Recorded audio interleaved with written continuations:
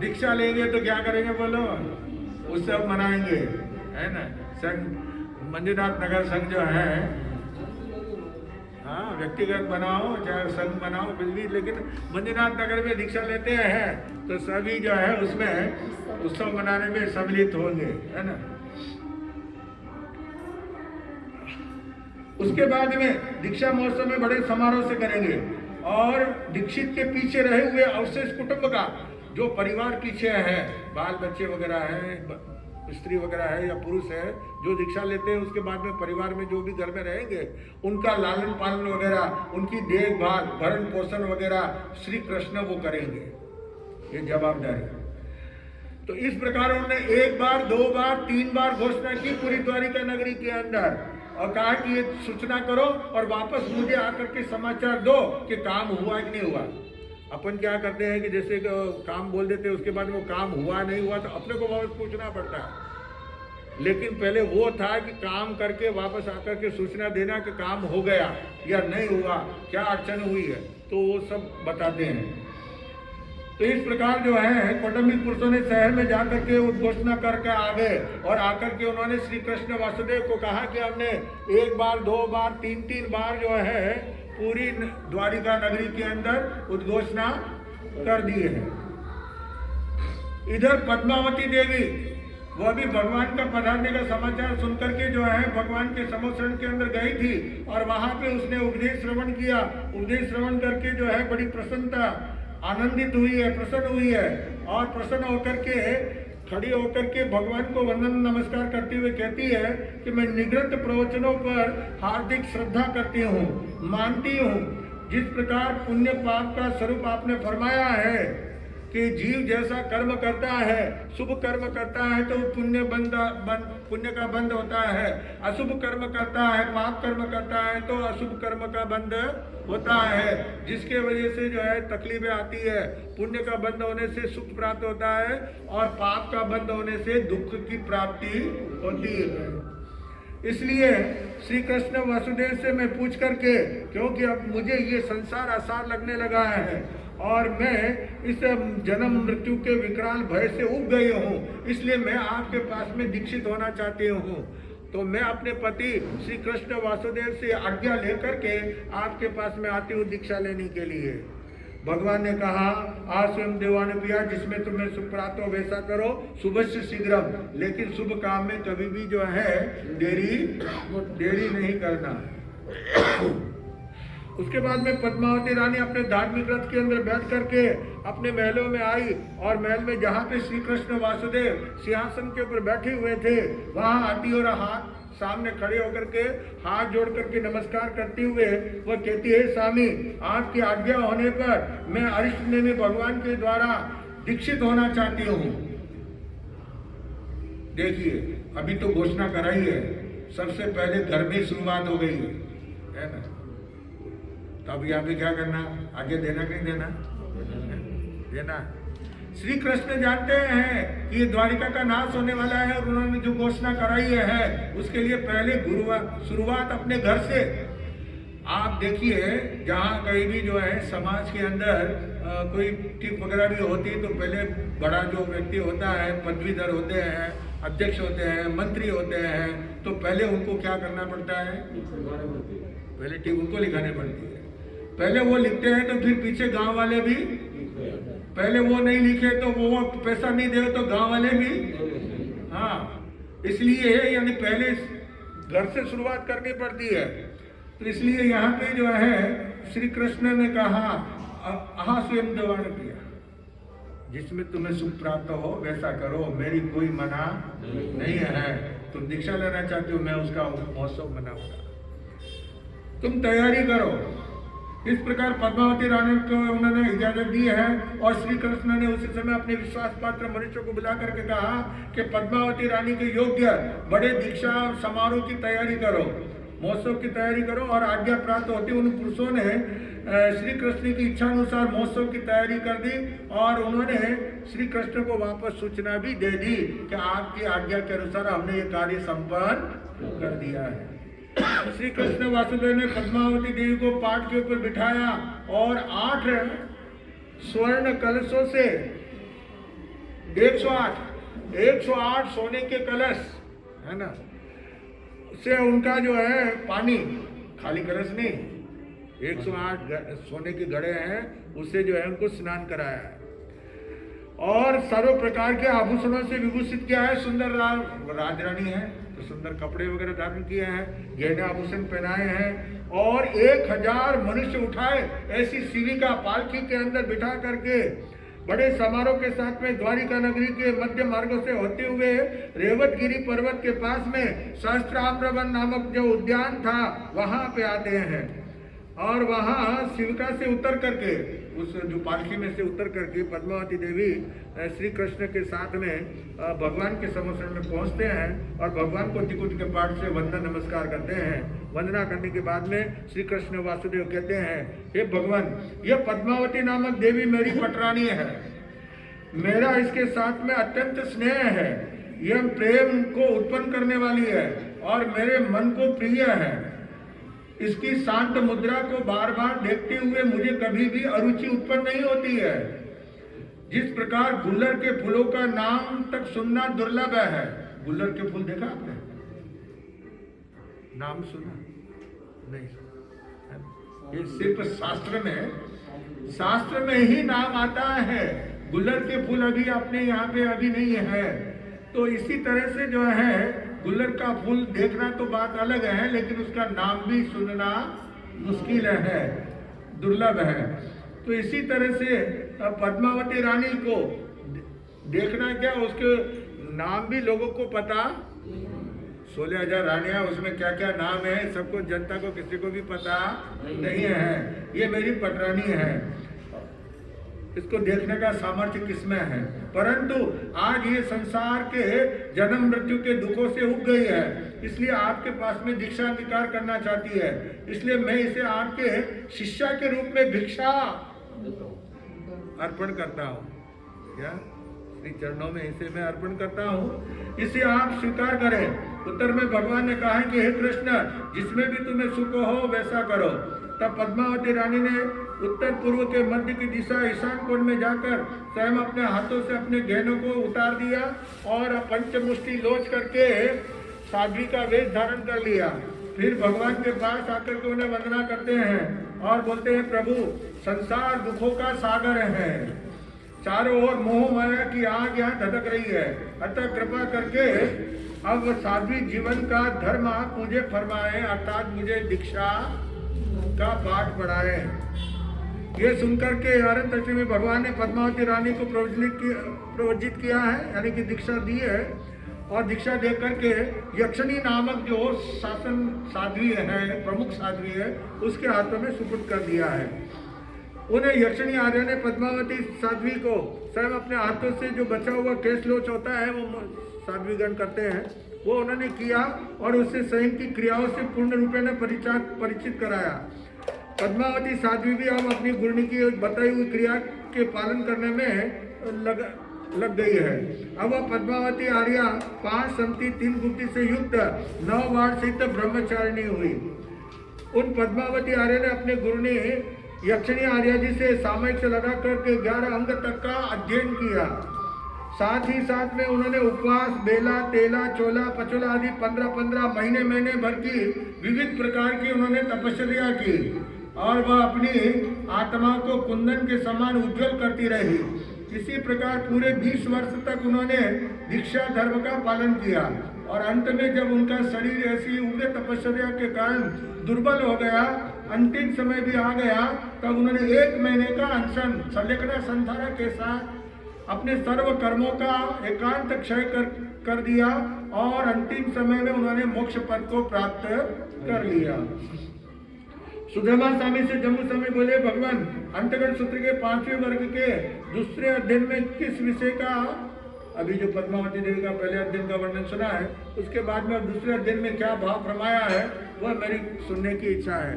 तो कहते हैं कि सुनो, उस काल समय यही द्वारिका नगरी थी, उसके पास में रेवतगिरी नामक विशाल पर्वत था और नंदनवन नामक अति भव्य बगीचा था। उस द्वारिका में उस समय श्री कृष्ण वासुदेव राजा राज करते थे। श्री कृष्ण वासुदेव के गौरी नामक पटरानी थी। दूसरी पद्मावती थी। अरिहंत अरिष्टनेमी भगवान देश देशांतर में विचरण करते हुए वहां द्वारिका नगरी में पधारते हैं। वासुदेव उनकी सेवा में उपस्थित होते हैं। पटरानी उनकी गोरी पटरानी वह भी वहां पे आती है। जिस प्रकार पद्मावती देवी ने भगवान का प्रवचन सुनकर के वैराग्य प्राप्त किया था, उसी तरह से गोरी पटरानी ने भी दीक्षा, उसी प्रकार उन्होंने भी दीक्षा ली। और इसी तरह से तीसरी गांधारी, लक्ष्मणा, सुसीमा, जाम्बती, सत्यभामा और रुक्मणी, ये आठों ही पटरानियां थी श्री कृष्ण वासुदेव की। इन्होंने भी जो है दीक्षा पद्मावती की तरह ही अपनी दीक्षा ली है और दीक्षा धारण करके अंतिम समय में अनशन संसारा करके कर्मों को क्षय करके मोक्ष पद को प्राप्त किया। इस प्रकार ये 8 अध्ययन पूरे हुए हैं श्री कृष्ण वासुदेव की पटरानियों के नाम से। जम्बू स्वामी ने सुब्रमा स्वामी से कहा कि भगवान अंतकरण सूत्र के 5वें वर्ग के 8वें अध्ययन में जो भाव आपने फरमाया वो मैंने श्रवण किया। अब इसको थोड़ा नीचे कर, नाक के ऊपर नहीं करना, नीचे नीचे, हाँ, बस बस बराबर। अब 9वें अध्ययन के अंदर किसका भाव फरमाया वह मेरी सुनने की इच्छा है। हे जम्बू, उस काल समय में यही द्वारिका नगरी थी और रेवतगिरी नंदनवन आदि से बड़ी सुशोभित थी। श्री कृष्ण वासुदेव वहां के राजा थे। उनका पुत्र और जाम्बती का अंगज श्याम कुमार था। श्याम कुमार के मूल श्री नामक पत्नी थी, यानी श्री कृष्ण के बेटे श्याम कुमार, उसकी पत्नी थी मूल श्री। अनंत में भगवान के वहां पे पधारने से वो प्रसन्न होती है, भगवान के प्रवचन में जाती है, भगवान का प्रवचन सुना, वैराग्य उत्पन्न हुआ और उसने भी जो है दीक्षा अंगीकार की पद्मावती रानी की तरह ही। दीक्षा लेकर के उन्होंने जो है तपस्या करते हुए अंतिम समय में मोक्ष पद को प्राप्त किया। इसी तरह से श्याम कुमार की दूसरी पत्नी मूलदत्ता, उसने भी जो है इसी प्रकार दीक्षा अंगीकार की और अपने कर्मों को नष्ट करके मोक्ष पद को प्राप्त किया। इस तरह से ये 5वां वर्ग भी समाप्त हुआ। 6ठे वर्ग के अंदर आर्य सुब्रमा स्वामी से जम्बू स्वामी कहते हैं कि भगवान 5 वर्ग आपने फरमाए वो मैंने सुने, अब 6ठे वर्ग के अंदर क्या अर्थ कहाँ है वो कृपा करके फरमाए। तो कहते हैं कि 6ठे वर्ग के अंदर 16 अध्ययन है। मंकाई, किंकम, मुद्गरपाणी, काश्यप, क्षेमक, द्रतिधर, कैलाश, हरिचंदन, वारक, सुदर्शन, पूर्णभद्र, सुमनभद्र, सुप्रतिष्ठ, मेघ, अतिमुक्त और अलक्षर, इन 16 के नाम से ये 16 अध्ययन है। भगवान इन 16 अध्ययनों में से प्रथम अध्ययन में क्या भाव फरमाया है वह मेरी सुनने की इच्छा है। तो कहते हैं सुनो। अब तक पूरे 5 वर्ग के अंदर किसका वर्णन आ रहा था? नेमिनाथ भगवान के शासन काल का। अब शासन चेंज होता है ना, जैसे राज चेंज हो जाता है ना, पहले कांग्रेस का राज था, फिर वो बीजेपी का आ गया, है ना, अभी गठजोड़ का है। पूर्ण रूप में बीजेपी का भी नहीं बोल सकते, किसका है? गठजोड़ का है ना। तो ऐसे ही चेंज होता है। तो इसी तरह से ये शासन भी हमारा चेंज होता है कि पहले 22वें तीर्थंकर का शासन काल की बातें चल रही थी, अब 24वें तीर्थंकर श्रवण भगवान महावीर स्वामी के शासन काल की चर्चा। हाँ, माइक चेंज हो गया, व्यक्ति चेंज हो गया। पहले तंबी था और पिंटू आ गया।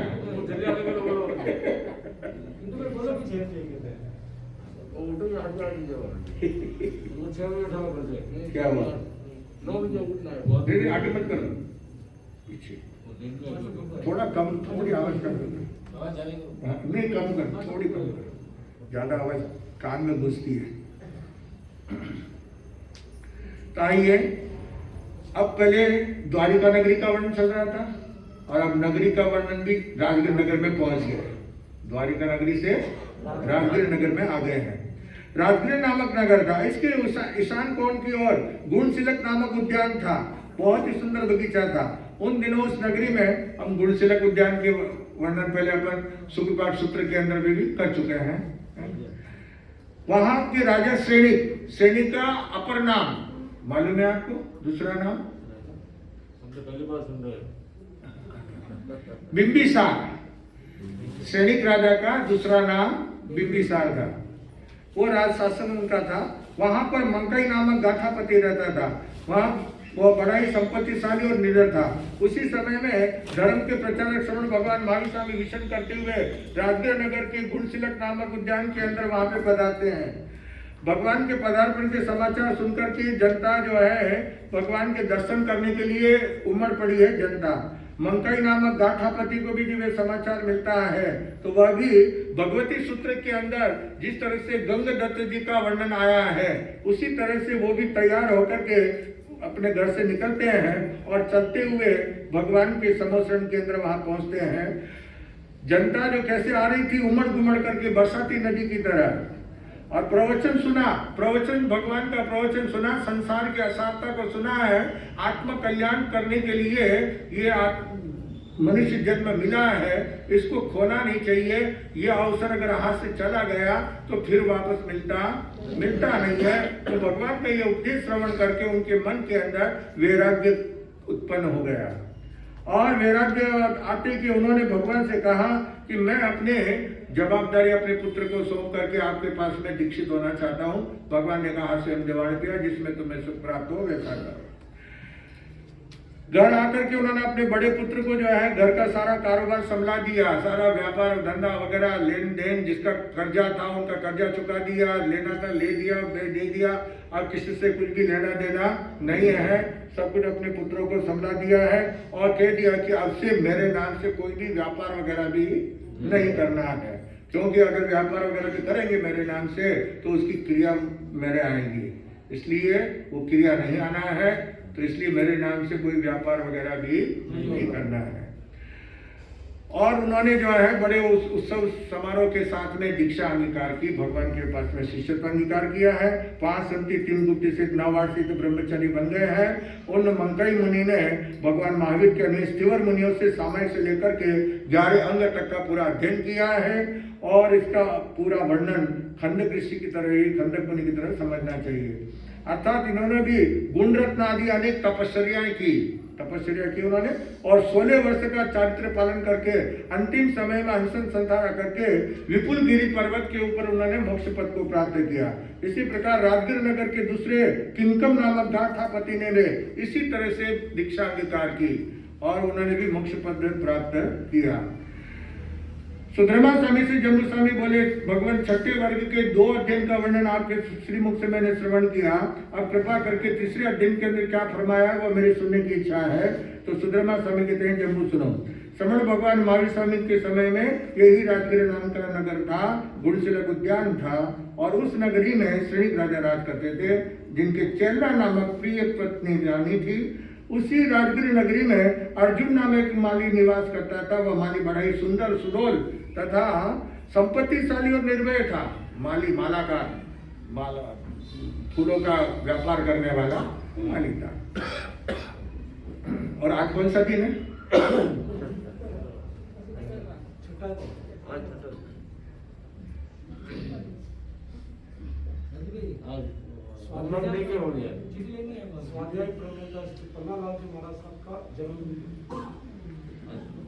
वो कौन थे? वो भी माली थे।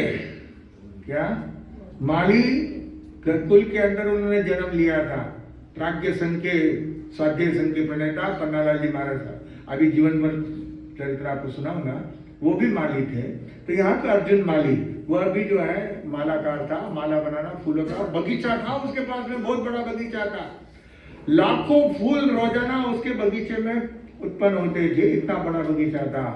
तो सुबह वह जल्दी तैयार होकर के जो है घर से निकलता था, टोकरे वगैरह लेकर के जो है जाता था। जब उत्सव वगैरह होता था तो बहुत जल्दी निकलना पड़ता था। कोई फंक्शन वगैरह है, ज्यादा ऑर्डर आया हुआ है, जल्दी माल पहुंचाना है, तो उसके लिए एक एक जगह के ऊपर जो है ना एक्सपोर्ट, कोयम्बतूर के अंदर फूल बाजार है, फूल मार्केट है वो पूरा, तो वहां पे जो है एक्सपोर्ट होता है, विदेश फॉरेन जाता है फूल है। तो ऐसे ऑर्डर आता है, या जो उत्सव वगैरह होते हैं, मंदिर वगैरह की पूजा प्रतिष्ठा वगैरह होती है, रथ यात्रा वगैरह होती है, तो उसमें जो है ना फूलों की बहुत ज्यादा हाँ डिमांड होती है। तो उस समय तो ऐसी कोई उत्सव वगैरह था, तो ऐसे समय के अंदर जो है जल्दी तैयार होकर के वो घर से निकलते थे, पति पत्नी दोनों। ये इसकी पत्नी का नाम था बंधुमती। वह भी बहुत सुंदर थी, रूपवान थी और पति की आज्ञाकारिणी थी। तो इसी एक बार जब उनको फूल वाटिका में सुबह जल्दी से जाते हैं वो, और पांचों वर्ण के, पांचों कलर के फूल होते हैं। अब तो कई अलग अलग कलर, एक एक फूल, गुलाब भी के कई रंग वैरायटी कलर अलग अलग है ना। जो चंपा चमेली मोगरा वगैरह ये सब अलग अलग तरह के होते हैं। तो ऐसे जो है वो सुंदर बगीचा था, उसमें उपवन में वो जाते हैं उनके पिता वंश परंपरा से, दादा परदादा वगैरह। उस बगीचे के अंदर एक पूर्णभद्र भांति प्राचीन प्रधान यक्ष का एक यक्षातन मंदिर था, और उसमें मुद्गर पाणी नामक यक्ष का प्रतिमा थी। और अपने हाथों में, उसके हाथों में जो है 1000 पल का भार लोहमयी, 1000 पल का भार आज का आदमी नहीं उठा सकता, इतना वजन होता है वो। तो उसको प्रतिष्ठित थी वहां पे उसके साथों में, उस यक्ष के। तो अर्जुन माली जो है बाल्यावस्था से उस मुद्गर पाणी की वो सेवा शुश्रूषा करता हुआ आ रहा था। रोजा बगीचे में जाना, फूल वगैरह इकट्ठा करना, उसमें से जो अच्छे अच्छे फूल होते हैं वो अलग निकाल करके वो मंदिर में जाकर के यक्ष के सामने जो है वो घुटने तक ढेर लगा देते फूलों का, और फिर वहां पे जो है वो वंदन करता था, उनकी पूजा अर्चना करता था। उसके बाद ही वो दूसरा काम करता था। तो इस तरह से वो तैयार होकर के, एक बार जब फूलों का डिमांड थी, फूलों की मांग ज्यादा थी, तो इसलिए फूल लेने के लिए वो अपने स्थान के ऊपर आया है, वहां पे बगीचे के अंदर, पति पत्नी दोनों। और उस समय उस राजगीर नगर के अंदर एक ललित गोष्ठी नामक मित्र मंडली थी। 6 मित्र, कितने? 6 मित्र थे। वो 6 मित्र जो है हमेशा साथ में रहते थे। कोई भी काम करना हो तो कहीं आना जाना है, यानी दोस्ती थी, है ना। कुछ भी करना है तो वो साथ में करते थे। पर्याप्त संपत्ति थी उनके पास में, वैभवशाली थे, पैसे की कोई कमी नहीं थी, और निडर थे, निर्भय थे। और फिर उसके साथ में क्या हो गया कि राजा का कुछ कार्य, उसने राजकीय कार्य जो अटका हुआ काम था वो उन लोगों ने कर दिया था, जिसके कारण सैनिक राजा ने उनको खुली छूट दे दी। तुम कहीं भी आ सकते हो, कहीं भी जा सकते हो, तुम कुछ भी कर सकते हो, तुम्हें कोई रोकने टोकने वाला नहीं है। तो इस प्रकार जो है वो 6 मित्र वो ललित गोष्ठी के नाम से पहचाने जाते थे। उसी राजगीर नगर में उस समय जो है घोषणा हुई थी कि कल उत्सव, फूलों का उत्सव है, मंदिर का उत्सव है, तो हमें जो है जाना पड़ेगा फूल लेने के लिए। तो रात्रि में वो आते हैं, प्रातःकाल जल्दी सूर्य उदय होने से पहले वो अंधेरे अंधेरे में पहुंच गए हैं। और उधर वो 6 मित्र वो घूमते रहते थे मन माफिक, जहाँ कहीं इच्छा होती है बाहर बगीचे में, क्योंकि कोई रोकने वाला नहीं कि रात में क्या कर रहे हो, आधी रात में क्या कर रहे हो, बाहर क्यों रह रहे हो, घर में रहो, कोई बोलने वाला नहीं, क्योंकि राजा की तरफ से उनको क्या मिला हुआ है? हाँ, परमिशन मिला हुआ है, इसके लिए कोई टोकने वाला नहीं। तो इसलिए वो 6 ललित गोष्ठी मित्र जो है वो उसी बगीचे के अंदर, अर्जुन माली के बगीचे में ही, वहां पे जो है वो रात्रि में उड़ंग मचा रहे थे, खेलना कूदना वगैरह, मस्ती करना, खाना पीना, है ना, शराब पीना, बस वो नशा करना, यही उनका जो है काम था। तो ऐसे जो है वो बंधुमती के साथ में अर्जुन माली उस बगीचे में आया है, और वो फूल क्या कर रहे थे? चूट रहे थे, फूल तोड़ रहे थे, इकट्ठा कर रहे थे। उन 6 मित्रों ने बंधुमती को देखा, और देख करके उनके मन में विचार उत्पन्न हुआ कि ये अभी फूल इकट्ठा करके ये अर्जुन माली मंदिर में जाएगा, यक्ष के मंदिर में, और वहां पे जो है यक्ष की क्या करेगा? पूजा अर्चना करेगा। और इधर इसकी पत्नी भी ये साथ में है, तो ये अच्छा अवसर है। ये इसकी पत्नी बहुत सुंदर है, बहुत रूपवान है, और इसको जो है क्या करेंगे? अर्जुन माली को मुट्ठी बांध देंगे, हाथ पैर बांध करके उसको पटक देंगे, और उसके बाद में उस बंधुमती के साथ में भोग भोगेंगे। इस तरह से उन 6 मित्रों ने चिंतन किया, और पहले ही मंदिर में जाकर के 3 दरवाजे के पीछे, 3 इधर और 3 इधर, 6 जने जो है वो छिप गए, क्योंकि जैसे ही वो आएगा ऐसे तो उसका सामना नहीं कर सकते, क्योंकि वो तो बलवान था, शक्तिशाली था अर्जुन माली, तो उसका सामने से जो है युद्ध लड़ नहीं सकते, उसको वश में नहीं कर पाएंगे, इसलिए गफलत में होगा, अचानक उसके ऊपर धावा बोलेंगे, तो इसलिए वो छिप करके वहां पे क्या हो गए, खड़े हो गए। इधर उन्होंने फूल इकट्ठे किए और फूल लेकर के अर्जुन माली जो है वह मंदिर में, यक्ष की मंदिर में आता है, और जैसे ही वहां पे फूलों का ढेर लगा करके दोनों घुटने टेक करके मस्तक झुका करके वो नमस्कार कर रहा था, उसी समय दव दव करते यानी दौड़ते हुए एकदम तेजी के साथ में वे 6 मित्र आते हैं और उसको पकड़ लिया और रस्सी से क्या कर दिया, अचानक धावा बोलने से अर्जुन माली कुछ कर नहीं पाया और उसके हाथ पैर बांध करके उसको पटक दिया, और फिर उसके सामने उसकी पत्नी के साथ में उन 6 ललित गोष्ठी ने बलात्कार किया। तो इस प्रकार जो है जब अर्जुन माली के मन के अंदर एक विचार उत्पन्न हुआ कि आज मुझे ये, मैं परवश बना हुआ हूँ, मेरी पत्नी के साथ में ये अत्याचार कर रहे हैं, और ये देव जिसको मैं देवता मानता हूँ, इसकी मैं पूजा अर्चना करते हुए आ रहा हूँ, मैं नहीं, मेरे पिता, मेरे दादा सभी इसकी जो है पूजा अर्चना करते हुए आए, आज इसी के सामने जो है मेरी पत्नी के साथ में ऐसा ये कांड हो रहा है, और ये देख रहा है, कुछ भी नहीं किया, तो फिर इसकी ये पूजा करना बेकार है। ऐसा लगता है कि इसमें ये कोई प्रतिमा है, ये काष्ठ की, लकड़ी की प्रतिमा थी, काष्ठ की, ये काष्ठ की प्रतिमा है, इसमें यक्ष नहीं है, तो ऐसी खाली काष्ठ की जो है पूजा करने से क्या फायदा, इसको उठा करके जो है नदी में विसर्जन, क्या नदी नाले में इसको पानी में क्या कर देना है, विसर्जन कर देना है, इसको बहा देना है, आज से इसकी कोई पूजा नहीं होगी।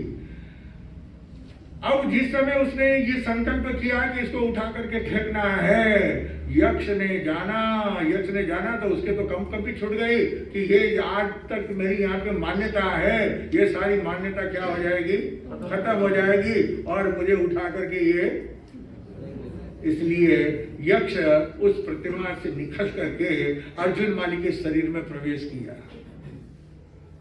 भूत प्रेत बाधा आ जाती है ना, भूत प्रेत की बाधा, जैसे ही जो है वो यक्ष उसके शरीर में आया, उसके सारे बंधन एक साथ में क्या हो गए, जो रस्सी से बांधा था, हाथ पांव वगैरह सब बांध दिए थे, वो सब बंधन उसके टूट गए, और टूटने के जो है वो खड़ा होता है, और जो 1000 पल भार का जो मुद्गर वहां था, मुद्गर यानी सोटा होता है ना, हनुमान जी के हाथ में क्या रहता है, गदा, ऐसे वो मुद्गर होता है, गदा थोड़ा सा वो नीचे से थोड़ा कोला सरीका, तरबूज सरीका रहता है ना, और मुद्गर क्या सीधा ही रहता है, लेकिन थोड़ा नीचे से बड़ा रहता है, फिर ऊपर से होते होते थोड़ा कम हो जाता है, तो वैसे जो है उसको उठाया, और उठा करके उन 6 मित्रों को एक एक वार के अंदर सबको क्या कर दिया, खत्म कर दिया, साथ में अपनी पत्नी बंधुमती को भी खत्म कर दिया, और उसके बाद में अब वो मुद्गर लेकर के फिरता है,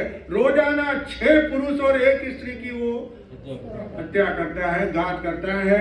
इस तरह से जब वो करने लगा, 5 महीने और 13 दिन के अंदर उसने 1141, कितने, 5 महीने और 13 दिन में 541 नर नारियों की उसने हत्या की थी, जिसमें 958 मनुष्य और 163 स्त्रियां हुई।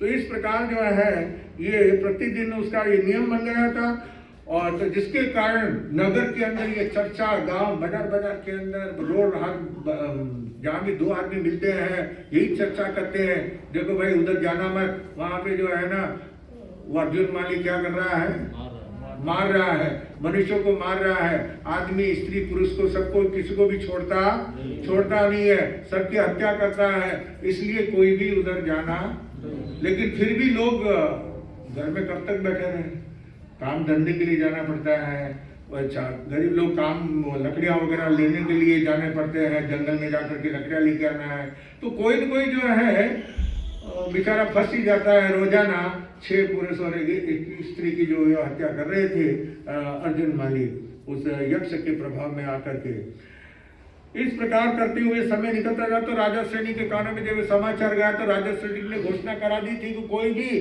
वो दरवाजे नगर में से उस रास्ते से गुणशिलक उद्यान के अंदर जो जाते हैं तो बीच में उसका उपद्रव है, इसलिए वो रास्ता ही बंद कर दिया, गेट बंद करा दिया कि इस रास्ते से कोई भी जाना नहीं। राजा की आज्ञा है, बहुत घोषणा भी कर दी राजा ने। तो दरवाजा बंद हो गया। फिर इधर श्रवण भगवान महावीर स्वामी विचरण करते हुए जो है वहां उस राजगीर नगर के बाहर उस गुणशिलक उद्यान के अंदर विराजमान हुए हैं। ये समाचार जैसे गांव में पहुंचा है, लेकिन सबके तो रोके खड़े हो गए, क्या करें। अब दर्शन करने के लिए तो जा नहीं सकते, क्यों? रास्ते में मौत है, रास्ते में मौत है, इसलिए जो है जा नहीं सकते दर्शन वंदन करने के लिए, भगवान की वाणी सुनने के लिए। लेकिन उस राजगीर नगर के अंदर एक व्यक्ति ऐसा था कि चाहे कुछ भी हो जाए, मौत आए तो आए, मौत से क्या घबराना, मौत तो जहाँ कहीं भी रहेंगे, 7 ताले लगा करके बैठ जाएंगे कमरे में, तब भी मौत आ जाएगी। मौत के लिए कोई दरवाजा खुलने की कोई आवश्यकता नहीं है, उसको कहीं सुराग की भी जरूरत नहीं है, वह तो अपने आप आएगी और अपने आप जीव को लेकर के है ना चली जाएगी। तो इसलिए उस मौत से क्या घबराना। तो अर्जुन सुदर्शन जो है नामक जो ग्रस्त था, व्यापारी था, बहुत ही धनाढ्य था, उसके माता पिता भी थे। तो वह उसने सुना कि भगवान पधारे, तो वह तैयार हुआ, वस्त्र वगैरह धारण किए और भगवान के पास में जाने के लिए अपने माता पिता से इजाजत मांगने के लिए आते हैं। माता पिता से इजाजत मांगते हैं तो माता पिता कहते हैं कि सुना, कहाँ जाने की बात कर रहे हो तुम, बीच में मौत है, गुणशिलक उद्यान के अंदर महावीर स्वामी पधारे, बात सही है, लेकिन बीच में कौन है? अर्जुन माली है, वह जो है सब लोगों की घात करता है, इसलिए बेटा हम तुझे इजाजत नहीं देंगे। भगवान तो जो है सर्व के सर्वदर्शी है, गट के जानने वाले हैं, तुम यहीं से उनको वंदना कर लो, वो तुम्हारी वंदना यहीं से स्वीकार कर लेंगे। वो कहते हैं कि मैं भगवान किरण तारण की जहाज घर के बाहर आ गई, घर के बाहर जो है गंगा आ गई, तो गंगा के अंदर क्या कर लेना चाहिए? डुबकी लगाना चाहिए कि घर में बैठे रहना चाहिए? डुबकी लगा लेना चाहिए, डर के थोड़ी गंगा छोड़ सकते हैं, तो गंगा में तो स्नान करना है। तो भगवान जब यहाँ पधारे हैं तो मैं घर में बैठ करके कैसे वंदन नमस्कार करूं? मैं उनके सामने जाऊंगा, दर्शन करूंगा, उनकी वाणी श्रवण करूंगा। मौत तो आनी है, एक बार आएगी, कैसे भी आएगी, उससे घबराने की कोई आवश्यकता नहीं है। वो माता पिता ने बहुत प्रकार से समझाया, लेकिन सुदर्शन का एक ही निश्चय था कि मैं दर्शन वंदन करने के लिए जाऊंगा। आज हमारे सामने ऐसी परिस्थिति अगर हो जाए कि अभी जो है 144 की धारा लग जाए है? तो मुझे कितना जना है बखाड़ में महाराज के दर्शन करने? 4 जन को उठावा नहीं।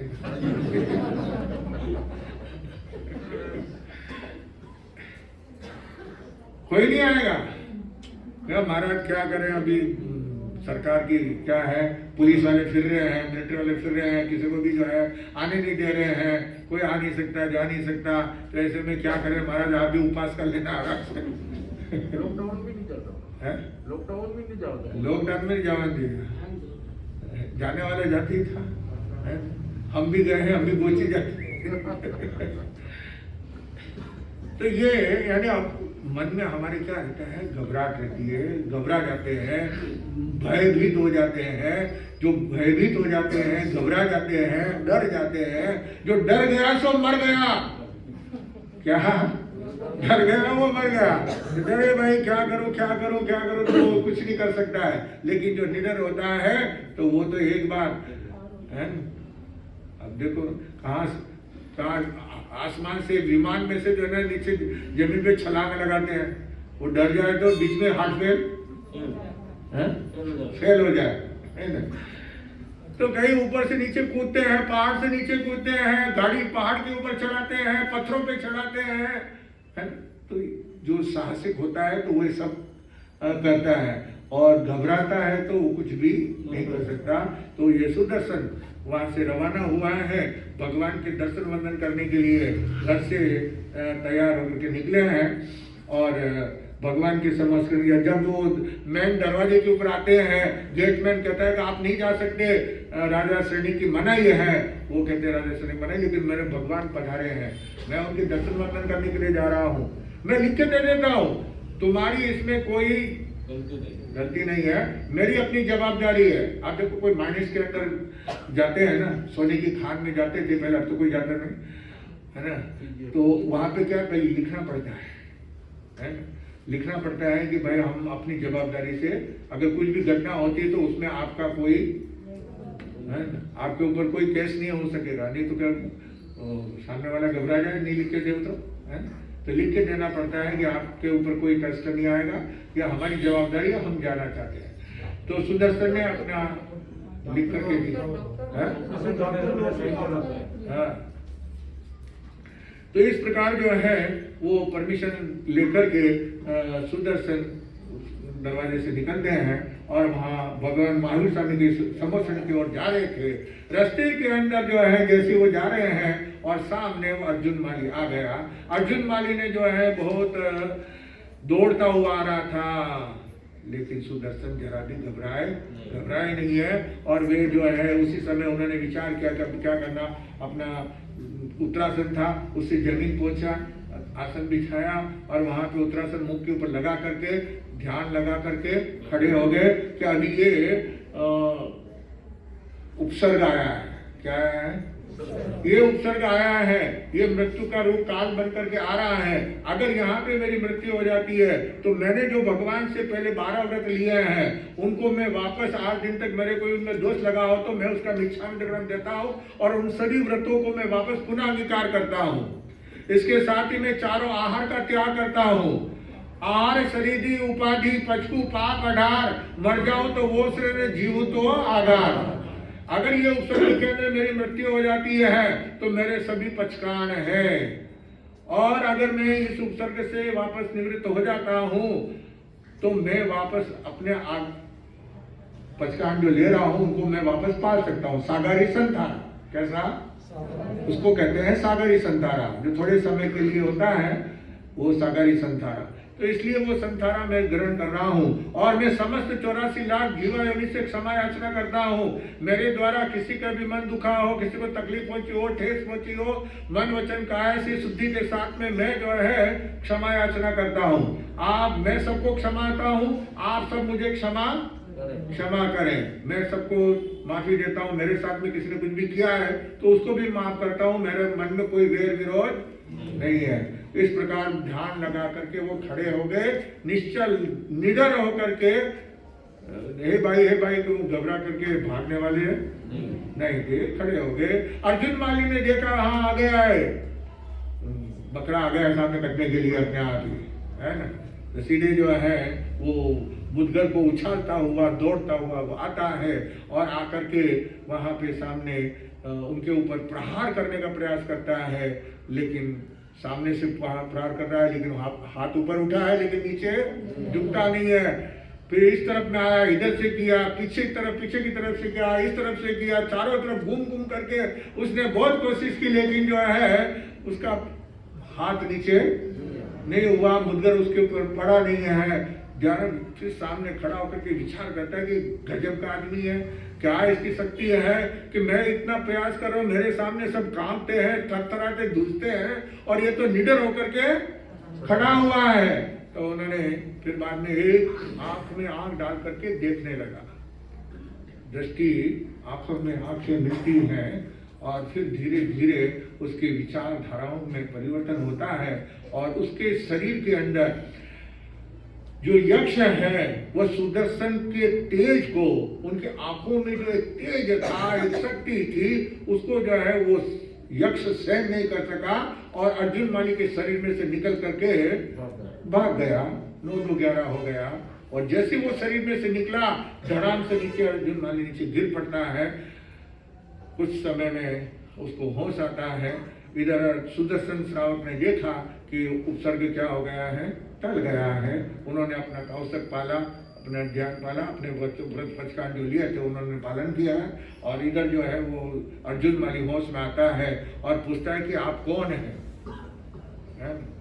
तो उन्होंने ये नहीं कहा कि मैं सुदर्शन सेठ हूँ, मेरी ज्वेलर्स की दुकान है, बड़ी फर्म है ना, राजगीर नगर के अंदर मैं बड़ा व्यापारी हूँ, मेरी 2 दुकानें 4 दुकान है, मेरी बिल्डिंग है ना, ऐसा कुछ भी। उन्होंने कहा कि मैं श्रवणोपासक हूँ, प्रभु महावीर का श्रवणोपासक हूँ, सेवक हूँ, मैं श्रावक हूँ, मेरा नाम सुदर्शन है। पहले श्रवणोपासक कहा, फिर नाम बताया।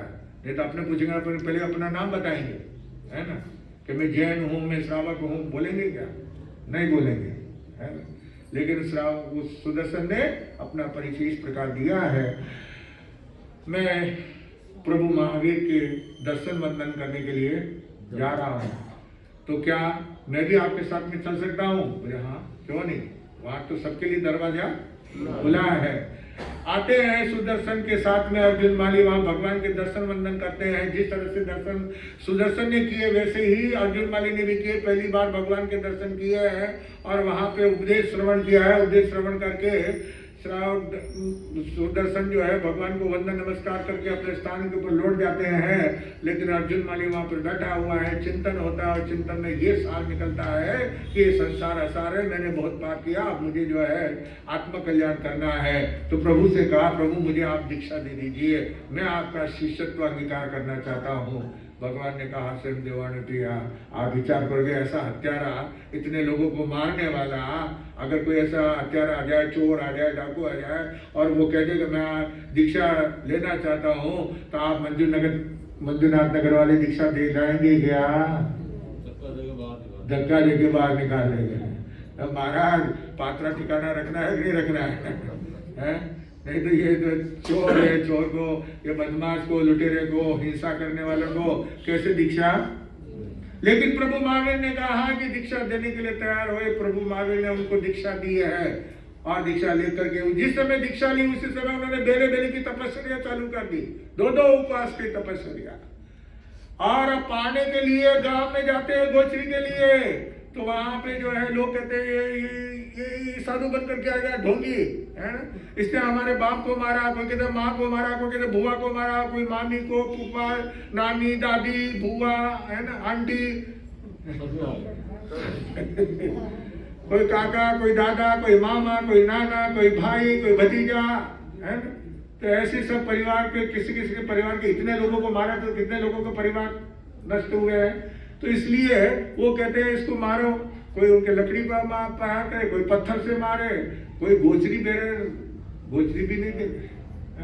और मान लो किसी ने गोचरी के लिए बोला तो वो गए, वो तो सामने मान लो रोटी मिली तो सब्जी नहीं मिली, और सब्जी मिली तो रोटी सब्जी मिली तो पानी नहीं मिला, पानी मिला तो आहार नहीं मिला। ऐसे धन अर्जुन माली कियो कदाग्र दूर, वीर पे व्रत लेने सतवादी हुआ सूर, करी छट छट वारणा क्षमा करी भरपूर, 6 मासा माही कर्म किया चकचूर। ये बड़ी साधु वंदना के अंदर पूज्य जयमन जी महाराज साहब ने जो है ये भजन बड़ी साधु वंदना लिखी है, 111 गाथा, जिसके अंदर वो कह रहे हैं कि अर्जुन माली 6 महीने के अंदर, 6 महीने के अंदर, मैंने 5 महीना 13 दिन में उसने जो कर्म बांधे थे उसको उसने जो है 6 महीने में कर्म क्या कर दिए। जो लोग उसकी हिलना निंदा करते थे, गालियां देते थे, गोशी नहीं देते थे, लकड़ी प्रहार वगैरह करते थे, उनके प्रति वो क्या सोचते कि मैंने तो इनके परिवार वालों को मारा, लेकिन ये तो मुझे क्या करे, सूली की सजा सुई से, कितनी सजा तो कैसी मिलनी चाहिए, सूली की सजा, है ना। एक बार नहीं, अनेक सैकड़ों बार मुझे जो है सूली पे चढ़ा दे, तब मैं इनका जो मैंने नुकसान किया उसकी मैं भरपाई, लेकिन ये मुझे तो सिर्फ क्या है, सुई चुबो करके अब मेरा, है ना, हजारों लाखों करोड़ों का जो है कर्जा है, उस कर्जे को बिल्कुल पैसे के अंदर क्या कर रहे हैं, फारक्ती कर रहे हैं। तो इस प्रकार जो है उसने अर्जुन माली ने 6 महीने में अपने सारे कर्म क्या कर दिए, नष्ट कर दिए और उन्होंने मोक्ष पद को प्राप्त अंतिम समय में सलखना संसार के साथ में उन आत्मा ने मोक्ष पद को प्राप्त किया। तो इस प्रकार जो है ये अंतर्गत सूत्र का अब ये छठा वर्ग चल रहा है। 2 दिन और एक कल और परसों आपके सामने पूरा वर्णन कर देंगे, पूरा हो जाएगा। आग्नि तीन प्रति संध्या सुत्ता करना था करना तो दुबारा करने इस तरह तीन प्रकार कम लोग ज्ञान के विषय में जो कहते क्या लगा तालुम जम्बाई दम नचारी मीन करवत करम पायनम विनयनम जोगिनम घोषनम सुप्रीतम टोपड़िक्यम। अब काले को सजाओ काले न को सजाओ और सजाए सजाए सजाए न सजाए मनता मनता विचारता ज्ञान और ज्ञानवंत पुरुषों क्या विनय सपना की हो तो अनंत सिद्ध केवली भगवान की साक्ष्य से बारंबार आइए सुस्ती उड़ा दे। उठ उठ रे मारा ज्ञानी रे जीवरा, 2 घड़ी प्रभु रो भजन करो, 2 घड़ी प्रभु रो प्रभु भजनासु द्वेष मिटे, प्रभु भजनासु द्वेष मिटे, प्रभु भजनासु क्लेश मिटे, प्रभु भजनासु क्लेश मिटे, राग रो रंग घटे रे जीवना, राग रो रंग घटे रे जीवना, 2 घड़ी प्रभु रो भजन करो, उठ उठ रे मारा ज्ञानी रे जीवना, 2 घड़ी प्रभु रो भजन करो, 2 घड़ी प्रभु रो भजन करो। भगवान का भजन करने से राग द्वेष जो होता है वह हमारा क्या होता है, नष्ट होता है, मिट जाता है। और जब द्वेष की भावना मिट जाती है तो भगवान का भजन करने से जो है जो क्लेश होता है, लड़ाई झगड़ा होती है, ये द्वेष के कारण लड़ाई झगड़ा होता है। राग और द्वेष दोनों की वजह से संसार हमारा बढ़ता है। अगर ये राग द्वेष के ऊपर विजय प्राप्त कर ले, यानी अच्छे के प्रति राग और बुरे के प्रति द्वेष की भावना, ये हमारे मन के अंदर उत्पन्न होता है। तो इसको अगर हम वश में कर ले, राग और द्वेष के ऊपर विजय प्राप्त कर लेते हैं, तो फिर कोई नई लड़ाई है, न कोई झगड़ा है, सभी अच्छा लगेगा। तो ये क्लेश मिट जाता है और फिर राग का रंग घट जाता है। हमारे भीतर में जो है संसार का रंग, राग का रंग, राग यानी प्रेम है ना, प्रेम प्यार, वो जो संसार के प्रति मोह माया जो हमारे भीतर के अंदर है, वो भगवान का भजन करने से जो है राग का रंग जो है वो उड़ जाता है, वो समाप्त हो जाता है। तो आत्मा निर्मल बन सकती है और आत्मा जो है मोक्ष पद को प्राप्त कर सकती है। तो आइए अब आगे चलते हैं। आज क्या बताया था? हाँ, अब तो बता दिया ना, इसलिए हमारे जिन शासन के अंदर जो है अनेक महापुरुष हुए हैं और अनेक महापुरुषों में से कुछ महापुरुषों की जीवन गाथाएं मैं जो है आपके सामने सुना रहा हूँ। कल तो भगवान महावीर स्वामी का वो था, इसलिए कल अपन कोई बात नहीं की थी, लेकिन आज और भी करेंगे। लेकिन अभी पहले प्राज्ञ संघ के स्वाध्याय संघ के प्रणेता पूज्य श्री पन्नालाल जी महाराज साहब, जिनका जो है विक्रम संवत 1945 भाद्रवा सुदी 30 के दिन शनिवार के दिन कित्तलसर नामक जो है गाँव में उनका जन्म हुआ था। और 1957 में वैशाख सुदी छठ के दिन शनिवार का दिन था। आनंदपुर जो है कुशालपुर आनंदपुर, वहाँ पे उनकी जो है दीक्षा हुई थी और स्वर्गवास उनका जो है 2024 मार्च सुदी पांचम शनिवार के दिन विजयनगर, यानी तीनों जन्म, दीक्षा और अंतिम सांस उन्होंने लिया है, तीनों उनके शनिवार। यदि एक महापुरुषों के दिन ऐसा जुड़ जाता है, जैसे दिवाकर जी के साथ में रविवार है, जन्म भी उनकी रविवार को हुआ, दीक्षा रविवार को ही, मृत्यु भी स्वर्गवास भी रविवार को हुआ। पहला प्रवचन भी उन्होंने रविवार पे दिया और अंतिम प्रवचन भी उन्होंने रविवार के ऊपर दिया था। तो ऐसे जो है कुछ ऐसे समझ जुड़ जाते हैं। तो ऐसे ही जो है बताता हूँ मैं आपको। जोधपुर राज्य के अंदर जो है नागौर जिले के अंदर डेगाने के पास में एक छोटा सा गांव है कित्तलसर। कित्तलसर गांव जो है, सर यानी तालाब, उस गांव के पास में तालाब है। कित्तल तो गांव है और सर क्या है, वो तालाब है, इसलिए वो सर नाम साथ में जुड़ हो गया है कित्तलसर। वहां पे भाटी गोत्रीय मालाकार यानी माली परिवार में बालूराम जी थे और बालूराम जी की पत्नी थी तुलसा देवी। तुलसा देवी की कुख से जो है आपने भादवा सुदी तीज के दिन जो है जन्म लिया। आज भादवा सुदी क्या है, तीज है। संवत 1945 शनिवार के दिन उनका जन्म हुआ था और कुछ कारण से जब वो राजकोप के शिकार बन गए ना, कभी कभी क्या होता है गलती कोई करता है, नाम किसका आ जाता है, तो पहले जमाने में राजा लोग क्या सब दंड दे देते थे कि उनको गांव से क्या कर देते, बाहर निकाल देते थे। तो उनको जो है अपने घर से, गांव से जो है राजा साहब के, ठाकुर साहब के जो है कोप के शिकार बनने से बालूराम जी को अपने परिवार के साथ वहां से निकलना पड़ा। तो उनकी पत्नी, वो और उनके बच्चा पन्नालाल, छोटा बच्चा है, वो यानी 10 साल की उम्र उसकी, कितनी 10 साल की उम्र थी और वहां से निकले हैं। तो सामान को ज्यादा कुछ नहीं था, लेकिन एक पाड़ा हुआ ना, हेला भैंस का बच्चा, उसके ऊपर सामान लगा था, क्योंकि थोड़ा बहुत सामान था वो, क्योंकि उठा करके तो करके कहा लेके जाए, गाड़ी तो उनके पास में थी नहीं कि गाड़ी में भर करके लेके जाए। तो उस पाड़े के ऊपर जो है सामान उन्होंने लाद दिया था और वो लेकर के वहां से क्या रहते हैं। लेकिन कर्म योग जिसको कहते हैं कि जब जिस समय आदमी के कर्म रूठ जाते हैं ना, तो कपड़ा भी शत्रु बन जाता है। जो कपड़ा आपका साल भर के अंदर कभी फटता नहीं है ना, वो फटफट जल्दी जल्दी जो है कभी खिल्ली में आ जाएगा, कभी दरवाजे में अटक जाएगा, कभी पाँव में अटक जाएगा, चर्र फट जाएगा।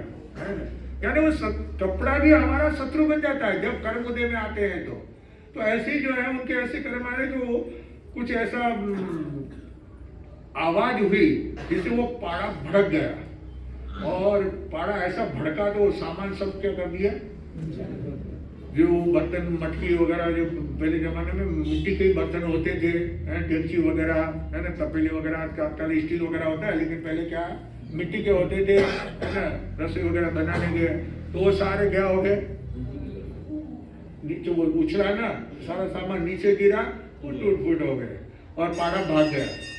क्या 9-2-11 हो गया, कर्म ही हो गया उस समय जो है। लेकिन बालूराम जी विचार करते हैं कि अब जैसा कर्म लिखा है, तकदीर में जैसा लिखा है वैसा तो भुगतना ही पड़ेगा। बाकी बचा हुआ सामान उठा करके वो उनकी पत्नी और बच्ची को लेकर के वहां से रवाना हुए। कहाँ चल के जाते हैं, क्योंकि जब आदमी के ऊपर संकट आता है तो उस समय कहते हैं धीरज धर्म मित्र और नारी, आपत्ति काल परखिए चारी। आपत्ति काल जब आता है, संकट का समय जब आता है, तो उस समय मनुष्य की परीक्षा होती है और उस परीक्षा के अंदर कौन कौन जो है पास होता है। धीरज सबसे पहले हमारे मन के अंदर जब तकलीफ आई है, कष्ट आया, दुख आया है, तो मन में धीरज रखना, घबराना नहीं। घबराते हैं तो फिर वो कोई साथ नहीं निकलता है। तो इसलिए घबराना नहीं चाहिए, हमेशा धीरज रखना चाहिए। धीरज की परीक्षा संकट के समय होती है। धीरज धर्म, संकट के समय में आप कितना धर्म को रखते हैं या छोड़ते हैं। तकलीफ आई, धर्म छोड़ दी। धर्म के समय यानी जब तकलीफ आती है तब धर्म को छोड़ देते हैं। और आप देखो चाहे नहीं भी छोड़े तभी, जैसे घर में कोई गमी हो गई, कोई गुजर गया, तो थाने में आना जाना बंद कर दे, धर्म छोड़े। खाना पीना नहीं छोड़े, नहाना धोना नहीं छोड़े, दुकान तो वो कब तो उठाओ कि तो जल्दी हो जावे है ना, कि तो जल्दी उठाओ हो जाए तो जल्दी जो है क्या करे, दुकान खोल सके है ना, वो लगन लगी रहती है। तो न तो हम दुकान व्यापार धंधा ये मान लो अगर घर में लाश पड़ी हुई है तो उस समय कोई आपका ग्राहक जो है पैसा देने के लिए आया है ना, तो उसको क्या कहेंगे, अभी मेरे घर में दमी हो गई है, कल आना, बोलेंगे? नहीं नहीं, हाँ? बाजी वाला अरे बाजी वाला नहीं, वो उनके अंदर ले जा करके अलग है कमरे में, है ना, या बाहर अलग ले जा करके जो है भाई ला जल्दी दे, क्योंकि एक बार हाथ से छूट गया तो फिर आएगा नहीं, है ना। तो हम सारे काम, संसार के सारे काम, गमी है, शोक है, सब काम करते हैं, लेकिन छोड़ते हैं किसको? धर्म को। यही हमारी सबसे बड़ी मूर्खता है, सबसे बड़ा पागलपन है, सबसे बड़ी नासमझी है कि जिस चीज को हमें अपनाना चाहिए उसको हम छोड़ते हैं, जिसको छोड़ना चाहिए उसको हम अपनाते हैं, है ना। तो धर्म को कभी भी दुख आए, तकलीफ आए, कष्ट आए, छोड़ना नहीं चाहिए। तो धर्म, धीरज धर्म मित्र, दोस्त है, वह भी संकट के समय में वो दोस्त कितना काम देगा, कितनी सहायता करेगा, इसकी पहचान संकट के समय में होता है। जब आप राजी खुशी हैं, सुखी हैं, संपन्न हैं, 2 पैसे आपके पास में हैं खर्च करने के लिए, उस समय तो दोस्त आपके आजीजी करेंगे, प्यार करेंगे, आपके साथ में घूमेंगे, आप जैसा कहेंगे वैसा करेंगे। लेकिन आपके पास में खर्चने के लिए नहीं है, तब उस समय दूर हो जाएंगे। मेरा काम है, जरा मैं काम करके आता हूँ, जरा मैं वापस आता हूँ, मिलता हूँ। मैं तो यहीं बैठा हूँ आपके साथ, मैं नहीं जा रहा हूँ कहीं। वो दोस्त कहता है कि मैं वापस आता हूँ जा करके, है ना। तो धीरज धर्म मित्र और नारी, नारी यानी पत्नी, है ना। पत्नी की भी पहचान संकट के समय में होती है, दुख के समय में होती है, तकलीफ के समय में होती है। जहां पे हमारे जीवन में कोई कष्ट आया, दुख आया, नुकसान हुआ, धन संपत्ति चली गई। सीता को देखो, राम को वनवास दिया था, सीता को वनवास नहीं दिया था, लेकिन सीता कहाँ गई? राम के साथ में गई, है ना। तो ये संकट के समय में स्त्री की भी परीक्षा होती है, पुरुष की भी परीक्षा होती है, उसमें कितनी धीरजता है, कैसे उसमें साहसिकता है। तो ये सब बातें जो है संकट के समय होता है। तो बालूराम जी ने धीरज नहीं खोया। अब जो कुछ है, चाहे रोएंगे तो भी भुगतना है, और नहीं रोएंगे तो भी भुगतना है। तो फिर रोने से क्या फायदा? क्यों रोने से कोई राज मिलता? राज नहीं मिलता है। तो इसलिए उन्होंने धीरज रखा था, और वहां से वो आगे बढ़ते हुए परिस्थिति अपना देख रहे थे। अभी धीरज का तो उन्होंने साथी था, धर्म भी अपना, उनका अपना धर्म था, उसको नहीं छोड़ा, और धीरज भी उनके पास में है, धर्म भी है, और पत्नी भी साथ में है, ठीक है। अब क्या है? मित्र, मित्र की पहचान करना है। दोस्त, दोस्त कैसे? मैंने एक दिन कहा था, शेरी यार किसके, पान खाए किसके। शहर के दोस्त कैसे होते हैं? बस पान को खिलाओ पिलाओ, होटल में ले जाओ, घुमाओ फिराओ, मौज मजा कराओ, साथ में आएंगे, और जब आप कहेंगे आज मेरे पास में पैसा नहीं है देने के लिए, तुम जरा दे दो, बिल चुका दो, तो क्या कहेंगे? अरे यार तुम पहले बोलना था ना, मैं तो परिस्थिति घर पे रह गया, लाया ही नहीं, तुम देते हो तो इसलिए मैं क्यों लेके आओ, मैं लाया ही नहीं, है? फोन पे हो गया, फोन पे हो गया, लेकिन कुछ भी बहाना कर लेंगे, कुछ भी कह देंगे, बहाना करेंगे। मेरा मोबाइल जो है ना, वो बैटरी डाउन हो गई, या जो है वो रिचार्ज नहीं किया। क्या नहीं किया? हाँ, रिचार्ज नहीं किया है मोबाइल। तो अब रिचार्ज नहीं किया तो काम नहीं आएगा, है? तो कुछ भी बहाना। हाँ, टावर नहीं, टावर रो रहा है, टावर रोवे ना, जैसे मोबाइल में टावर रोता है टावर रो रहा है ना। तो ये अब मित्र की बारी थी। तो वहां से चलते हुए कितनसर से वो चले थे, थावला के अंदर पहुंच गए। थावला के शेर थे जोरावरमल जी डूंगरवाल। जोरावरमल जी डूंगरवाल जो है बालूराम जी के पिता के घनिष्ठ मित्र थे। जो पन्नालाल जी महाराज साहब के दादाजी थे, उनके वो क्या थे, जोरावरमल जी मित्र थे, दोस्त थे।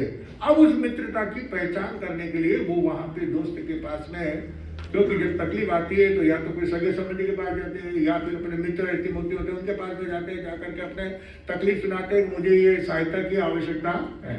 तो वहां पे जाते हैं। मित्र ने देखा और उन्होंने जो है, यानी क्या कहते हैं, जहाजों को डुबो दे तो उसे तूफान कहते हैं, जो तूफानों से टक्कर ले उसे इंसान कहते हैं। जहाजों को डुबो दे, जो बड़े बड़े जहाज जो है, तूफान आता है तो तूफान के अंदर क्या होता है, बड़े बड़े जहाज पानी समुद्र के अंदर डुबा देते हैं, इसलिए उसको तूफान कहते हैं। और जो तूफान से टकरा जाता है, उसके ऊपर विजय प्राप्त कर लेता है, उसको जो है इंसान कहते हैं।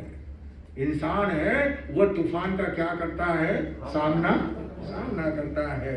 तो थावला में उस वर्ष जो है वो वहां पे गए, जोरावरमल जी ने उसका स्वागत किया और उनको रहने के लिए मकान दिया, घर दे दिया उनको रहने के लिए, और कहा कि जब तक तुम्हें कोई काम नहीं मिलता है मैं कोशिश करके तुमको काम पे लगा दूंगा, लेकिन तब तक तुम्हारा राशन पानी वगैरह खाने पीने का पूरा सामान सब ला करके, घर गृहस्थी का सामान ला करके उनको दे दिया। तो 3 जने हैं, खाने वाले कितने हैं, रोज के 3 जनों को खाने का तो चाहिए ना, तो सारी व्यवस्था उन्होंने की और फिर उनके जो है काम पे भी उन्होंने लगा दिया, धीरे धीरे काम पे लगा दिया। उस समय वहां पे यानी विक्रम संवत 1956 में गुरुदेव श्री मोतीलाल जी महाराज साहब शिष्य सहित, मोतीलाल जी महाराज के शिष्यों के सहित जो है वहां पे चौमासा चल रहा था। तो वहां प्रवचन के अंदर वो रोजाना परिवार वाले जाते हैं, जोरावरमल जी जाते हैं, उनकी पत्नी जाती है, बाल बच्चे जाते हैं। तो जो है एक दिन बालूराम जी ने पूछा कि वो महाराज के वहाँ हम भी आ सकते हैं, आइए, वहाँ तो सबके लिए दरवाजा खुला है। तो वो जाने लगे, वो पन्नालाल भी बच्चा जो है वो भी जाने लगा। और वहाँ पे रहते रहते धीरे धीरे बच्चे का रंग जमा, वो खाली समय के अंदर जो है खाने में ज़्यादा रहते, दोस्त वगैरह भी बन गए, साथ में खेलते वहाँ पे, और धीरे धीरे उन्होंने पाठ सीखना भी शुरू कर दिया बच्चों के साथ में पाठशाला में। तो पाठ भी सीख रहे हैं, सामाजिक वगैरह पाठ भी आ गए बच्चे को। एक दिन क्या होता है कि जिस समय महाराज जो है बाहर गए हुए थे, सभी संत गुरु शिष्य, उस समय वो पन्नालाल जी जो है पाटक के ऊपर बैठ गए और जो उनकी मित्र मंडली थी ना वो सामने बैठ गई और उनको वो उपदेश सुना रहे। कौन उपदेश सुना रहे? पन्नालाल जी। वो बालक बच्चा है ना, 10-11 साल का बच्चा, वो उपदेश सुना रहा है। इतने में महाराज आ गए। महाराज आ गए, उनको आवाज आई, कौन बोल रहा है, कौन भाषण प्रवचन कौन सुना रहा है, कौन आया, किसको प्रवचन सुना रहे हैं। उन्होंने धीरे से देखा तो मालूम पड़ा कि बच्चे बैठे हुए हैं, वो मित्र मंडली पूरी, और पन्ना जो है वो पाटे पे बैठा हुआ है और प्रवचन आवाज में तेज था, ओज था, माधुर्य था, मिठास थी, और इतना अच्छा वो बोल रहे थे जिसको सुन करके गुरु महाराज के मन में विचार आया कि ये बालक अभी से इतना तेज है तो आगे जाकर के ये जिन शासन का एक सितारा, चमकता हुआ सितारा होगा। तब उनके मन में आ गया, उनको पाठ वगैरह सिखाते हैं धीरे धीरे, और धीरे धीरे समझ में आ गया उनको। और बालूराम जी उनकी माँ को भी समझाने का प्रयास करते हैं कि इसको जिन शासन के अंदर उनके विश्वास। लेकिन जब लोगों को मालूम पड़ा, दूसरे लोगों को, द्वेषी लोग बहुत होते हैं ना संसार के अंदर, तो वो आकर के उस बालूराम जी को भड़का देते हैं कि तुम अपने बेटे को जैन साधु बनाओगे, तुम माली हो, वो जैन है, मारवाड़ी है, तो तुम्हारा उनका कैसे जमेगा, है ना। ये तुमको भरमा रहे हैं, तुम्हारे बच्चे को जो है वो लेकर के चले जाएंगे, तुम्हारा वंश खत्म हो जाएगा, तुम्हारा नाम लेने वाला कोई नहीं रहेगा। लोगों को भड़काने के लिए कुछ ना कुछ तो क्या होना है, बहाना। तो उसके भी समझ में आ गया। फिर धीरे धीरे जो है वो ध्यान रखते थे। लेकिन जब वहाँ से चतुर्मास का विहार हुआ, बच्चा साथ में हो गया महाराज के, तो वो खींच खींच कर लेके आते हैं, विक्रम आ जाते हैं। लेकिन वो तो महाराज के साथ ही जाना चाहता है पन्ना। और फिर मोतीलाल जी महाराज के साथ दूसरे गांव में गए थे, वहाँ पर जो है लेकिन कहते हैं कि मोक्ष का मूल क्या है? गुरु की कृपा ही है। गुरु की कृपा जहाँ पे होती है तो वहाँ पे सारी लहर आ जाती है, महर छा जाती है। तो ऐसे ही जो है बाद में जाकर के बहुत कुछ घटना चक्र है, लेकिन समय कम है, इसलिए मैं अपनी बात को यही समझता हुआ कि विक्रम संवत 1957 यानी कि 12 साल की उम्र, 12वां समय उनका चल रहा था उम्र का वय का। और उस समय जो है वैशाख सुदी छठ के दिन, शनिवार के दिन आनंदपुर कालू आनंदपुर कालू नाम से पहचाने जाते, तो वहां पर जो है चंदनमल जी, सीताराम जी पाटनी प्रमुख श्रावक थे। उन्होंने उनके हाथ से जो है दीक्षा होती है और दीक्षा लेकर के वे पन्नालाल जी महाराज साहब जो है जब अजमेर के अंदर विराजमान थे तो बाहर भूमिका के लिए जब गए थे तो रास्ते के अंदर क्या होता है, वो मुसलमान के लड़के जो है वो थोड़े कभी कभी छेड़खानी करते हैं, कुछ न कुछ करते हैं। एक बार उन्होंने तो उस गुरु महाराज के पास में आकर के बताते थे, उन्होंने कहा भाई कुछ भी बोले अपने को समता भाव रखना, क्षमा भाव रखना, कुछ नहीं। एक बार जो है किसी ने पत्थर भी मार दिया, तो आपने देखा होगा, उनके फोटो भी देख लो, उनके यहाँ पे एक गाँव है सिर के ऊपर, है ना, गाँव हो गया था। तो बोले ये तो तीसरी आंख है, क्या मारने वाले को भी उन्होंने क्षमा किया था। तो ऐसे जो है पूज्य पन्नालाल जी महाराज साहब जो बहुत बड़े विद्वान हुए, बड़े ध्यानी संत थे, और जिनका जो है प्राज्ञ संघ नाम से संघ चलता है, और उसमें बाद में सुदर्शन मुनि इधर आके गए हैं, चातुर्मास करके गए हैं, उनके पौत्र शिष्य के रूप में है। उनके शिष्य थे सोहनलाल जी महाराज साहब, उनके शिष्य हैं सुदर्शन मुनि। और ये पन्नालाल जी महाराज साहब ने स्वाध्याय संघ की स्थापना की।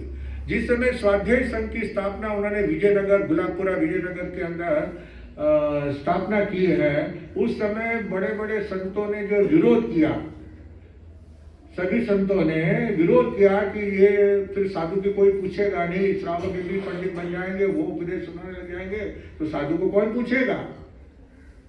लेकिन उस विरोध के अंदर में भी पन्नालाल जी महाराज साहब दृढ़ रहे और उन्होंने वो स्वाध्याय संघ का निर्माण किया। आज वो स्वाध्याय संघ के बाद में जब लोगों को महत्ता उसकी मालूम पड़ी, तब वह हर संप्रदाय, कोई संप्रदाय ऐसी नहीं है कि जिसके अंदर स्वाध्याय संघ स्थापित नहीं हुआ, लेकिन सबसे पहले स्वाध्याय संघ का निर्माण किसने किया? पन्नालाल जी महाराज साहब ने। विरोधा मोड़ सिंह था डाकू, कौन? डाकू मोड़ सिंह राजस्थान के अंदर जो है बड़ा नाम था उसका, लोग धूसते थे उसके नाम से, डाकू के नाम से। वो मोड़ सिंह भी जो है पन्नालाल जी महाराज साहब का परम भक्त बना हुआ। जिस गांव के अंदर जो है वो जाते हैं डाका डालने के लिए, चोरी करने के लिए, और वहां पे अगर मालूम पड़ जाए कि गांव में पन्नालाल जी महाराज विराजमान है, तो अपने साथी को बोलते यहाँ पे चोरी नहीं करना है, आगे दूसरे गांव में जाकर के डाका डालते थे। दर्शन करता था मोड़ सिंह। तो ऐसे जो है वो उपदेश, जो काम नहीं दूसरे बड़े बड़े संत नहीं कर सकते थे, वो काम उन्होंने पन्नालाल जी महाराज साहब ने किए थे। उनके जितने भी गुणगान करें उतने बहुत कम है। तो ऐसे पन्नालाल जी महाराज साहब और उनके शिष्य सोहनलाल जी महाराज साहब, उनके सुदर्शन मुनि, और सतियों में ज्ञान दर्शन चारित्र तीनों बहनें यहाँ चातुर्मास करके गई है। ज्ञान लता जी, दर्शन लता जी, चारित्र लता जी, सभी संत। तो सतियाँ बड़ी बड़ी विद्वान सतियाँ हैं। तो ऐसे साधु संत हैं, तो सबके उनके गुणगान करें, उतने थोड़े हैं। आइए अभी एक सूचना मैं आपको देता हूँ कि अपने जो है अब ये रविवार को तो अपना संवत्सरी है, क्या है? संवत्सरी पर्व है। लेकिन उसके बाद में 15 तारीख को जो है ना रविवार है, 15 तारीख को, लेकिन 15 तारीख को विजयनगर संघ की तरफ से यहाँ मेवाड़ भवन के अंदर जो है मेवाड़ पैलेस, हाँ अभी मुझे नाम नहीं आता अभी, तो मेवाड़ पैलेस जो कि शिवनगर है ना, ये जो मंजूनाथ नगर शिवनगर में, रिलायंस के बाजू पारस मंजिल लोढ़ा के घर के आगे, हाँ बहुत आगे, कॉलेज के पीछे। हाँ, तो वहां पर कार्यक्रम है 15 तारीख को। उसके बाद में 22 तारीख रविवार को जो है वो राजाजी नगर संघ के अंदर जो अभी पंकज मुनि महाराज सब है, इनके गुरु का दिन वहां पे मनाया जा रहा है। वो मनाएंगे विजयनगर के अंदर, विजयनगर में। है ना। देखो विजयनगर वाले यहाँ मनाएंगे, राजा विजयनगर वाले विजयनगर में मनाएंगे, है ना। तो हमको भी वहीं जाना पड़ेगा, है ना। उनको स्वीकृति हम दे चुके हैं। तो अब उसके बीच में हमारे कुछ महापुरुषों का दिन आ रहा है। एक तो हमारे पूज्य आचार्य सम्राट एका भवतारी जयमल जी महाराज साहब, है ना। और हमारे अभी वर्तमान आचार्य डॉक्टर शिवमुनि जी महाराज साहब, उनका जन्मदिन भी आया। और डॉक्टर शिवमुनि जी महाराज साहब के दादा गुरु पूज्य आचार्य प्रथम श्रमण संघ के प्रथम आचार्य आत्माराम जी महाराज साहब, उनका भी दिन। और 13 पंथ संप्रदाय के आद्य प्रवर्तक भिक्षु स्वामी का स्वर्गवास दिन, पुण्यतिथि, वह भी भादवा सुदी 13 का दिन है। तो वो भी साथ में आ रहा है। और भी कुछ हो सकते हैं। तो ऐसे महापुरुषों के दिन आ रहे हैं। तो अपन जो है, मैं सोचता हूँ कि 10 तारीख मंगलवार को सामूहिक क्षमापना का कार्यक्रम अपन रखेंगे, है ना। तो उसी के अंदर जो है इन महापुरुषों का आपको जीवन चरित्र भी हम सुनाएंगे। तो ऐसे कुछ, क्योंकि कहते हैं ना, गोरा हाथ मुंह में, खाली हाथ मुंह में जाता है क्या? रसगुल्ला दो तो, गुलाब जामुन दो, जलेबी दो, घेवर दो, तो हाथ जाता है मुंह में, खाली हाथ मुंह में नहीं जाता है।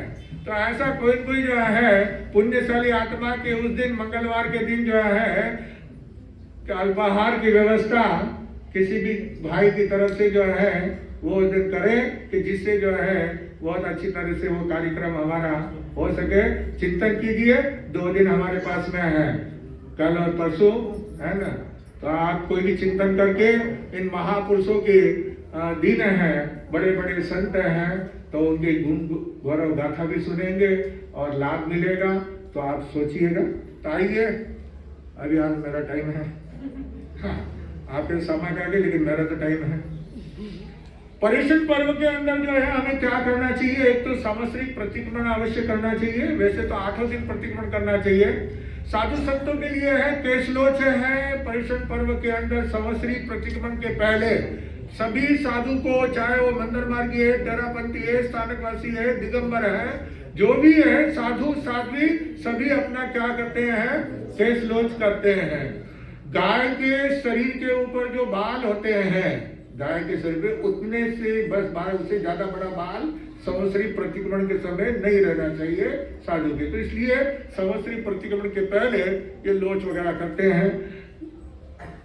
और अब तीसरी बात, यथाशक्ति तपस्या। अगर हमारे में ताकत है, शक्ति है और हम तपस्या कर सकते हैं, तो हमें अवश्य जो है कुछ न कुछ तपस्या पर्युषण पर्व के दिनों में अवश्य करना चाहिए। चौथी बात, आलोचना। हमारे लगे हुए पापों की आलोचना करना है। हमारे हाथों से कुछ अगर अपराध हो गया, कोई दोष लगा है, तो उसकी आलोचना करना है, उसका जो है प्रायश्चित लेना है ना। ये चौथी बात। और 5वीं बात है क्षमापना। सभी जीवों से क्या करना है? क्षमा याचना करना है, क्षमापना करना है। तो इस प्रकार जो है ये हमें पर्युषण पर्व के दिनों में अवश्य करना चाहिए। तो अभी तो मैं ज़्यादा इसका जो है विवेचन नहीं करूँगा, क्योंकि मेरा दूसरा टाइम है। मैंने आचार्य श्री जवाहरलाल जी महाराज साहब का नाम आपके सामने लिया था। वो जवाहरलाल जी महाराज साहब जो है थांदला, मध्य प्रदेश के अंदर थांदला गांव है, वहाँ पे जीवराज ओसवाल की पत्नी नाथीबाई के कुक्षी से उन्होंने जन्म लिया था। 1875 के अंदर, विक्रम संवत 1875 में वो जन्मे थे। 2 वर्ष की आयु में उनके माता का वियोग हो गया था। और जब वो 5 वर्ष के हुए थे, तब उनके पिता का भी स्वर्गवास हो गया था। तब वो मामा के घर पे बड़े हुए थे। मैंने आपको परसों बताया था, मामी बाहर गई थी और हाँ, आपके मामा ने भी पालन घर पे है। तो मूलचंद जी उनके मामा थे, मूलचंद जी। तो उन मामा के घर पे बड़े हुए थे। स्कूल में उन्होंने शिक्षा ली थी। स्कूल में वहाँ के मामा के घर पे पढ़ी हुई थी। और उनके मामा जो है कपड़े के व्यापारी थे। तो जवाहर जी छोटी उम्र के अंदर ही स्कूल छोड़ करके मामा के साथ में दुकान पर बैठने लग गए थे और 13 वर्ष की आयु में उनके मामा भी का भी स्वर्गवास हो गया।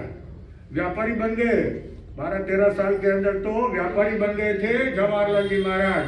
और वो 13 साल की उम्र में उनके मामा का भी क्या हो गया, स्वर्गवास हो गया। उसके बाद में उन्होंने जो है दीक्षा ली थी और कुछ जवाहरलाल जी महाराज साहब उस जमाने के अंदर बहुत पहुंचे हुए विद्वान ज्ञानी पुरुष थे और उस समय कहते थे कि जैन धर्म के अंदर जवाहरलाल जी महाराज और भारत के अंदर प्रधानमंत्री जवाहरलाल नेहरू, दोनों के क्या है नाम राशि है ना।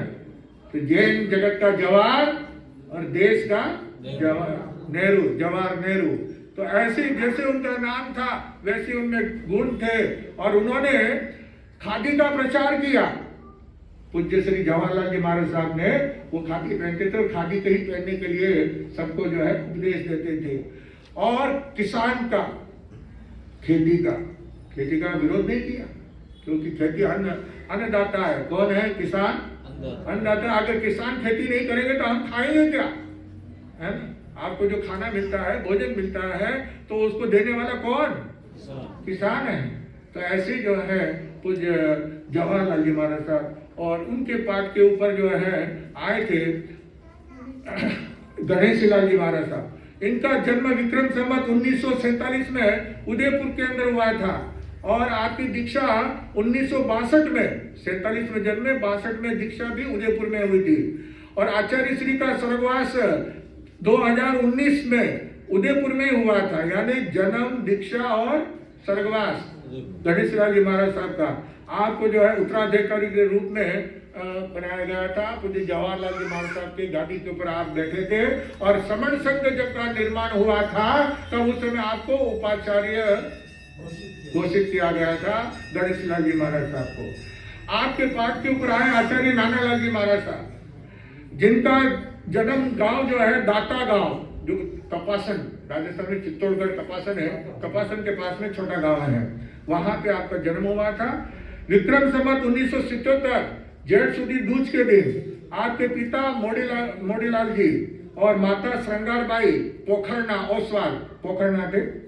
दीक्षा तिथि 1977 में तो जन्म हुआ और 96 में आपकी दीक्षा हुई। पौष सुदी आठम के दिन तपासन के अंदर ही उनकी दीक्षा होती है।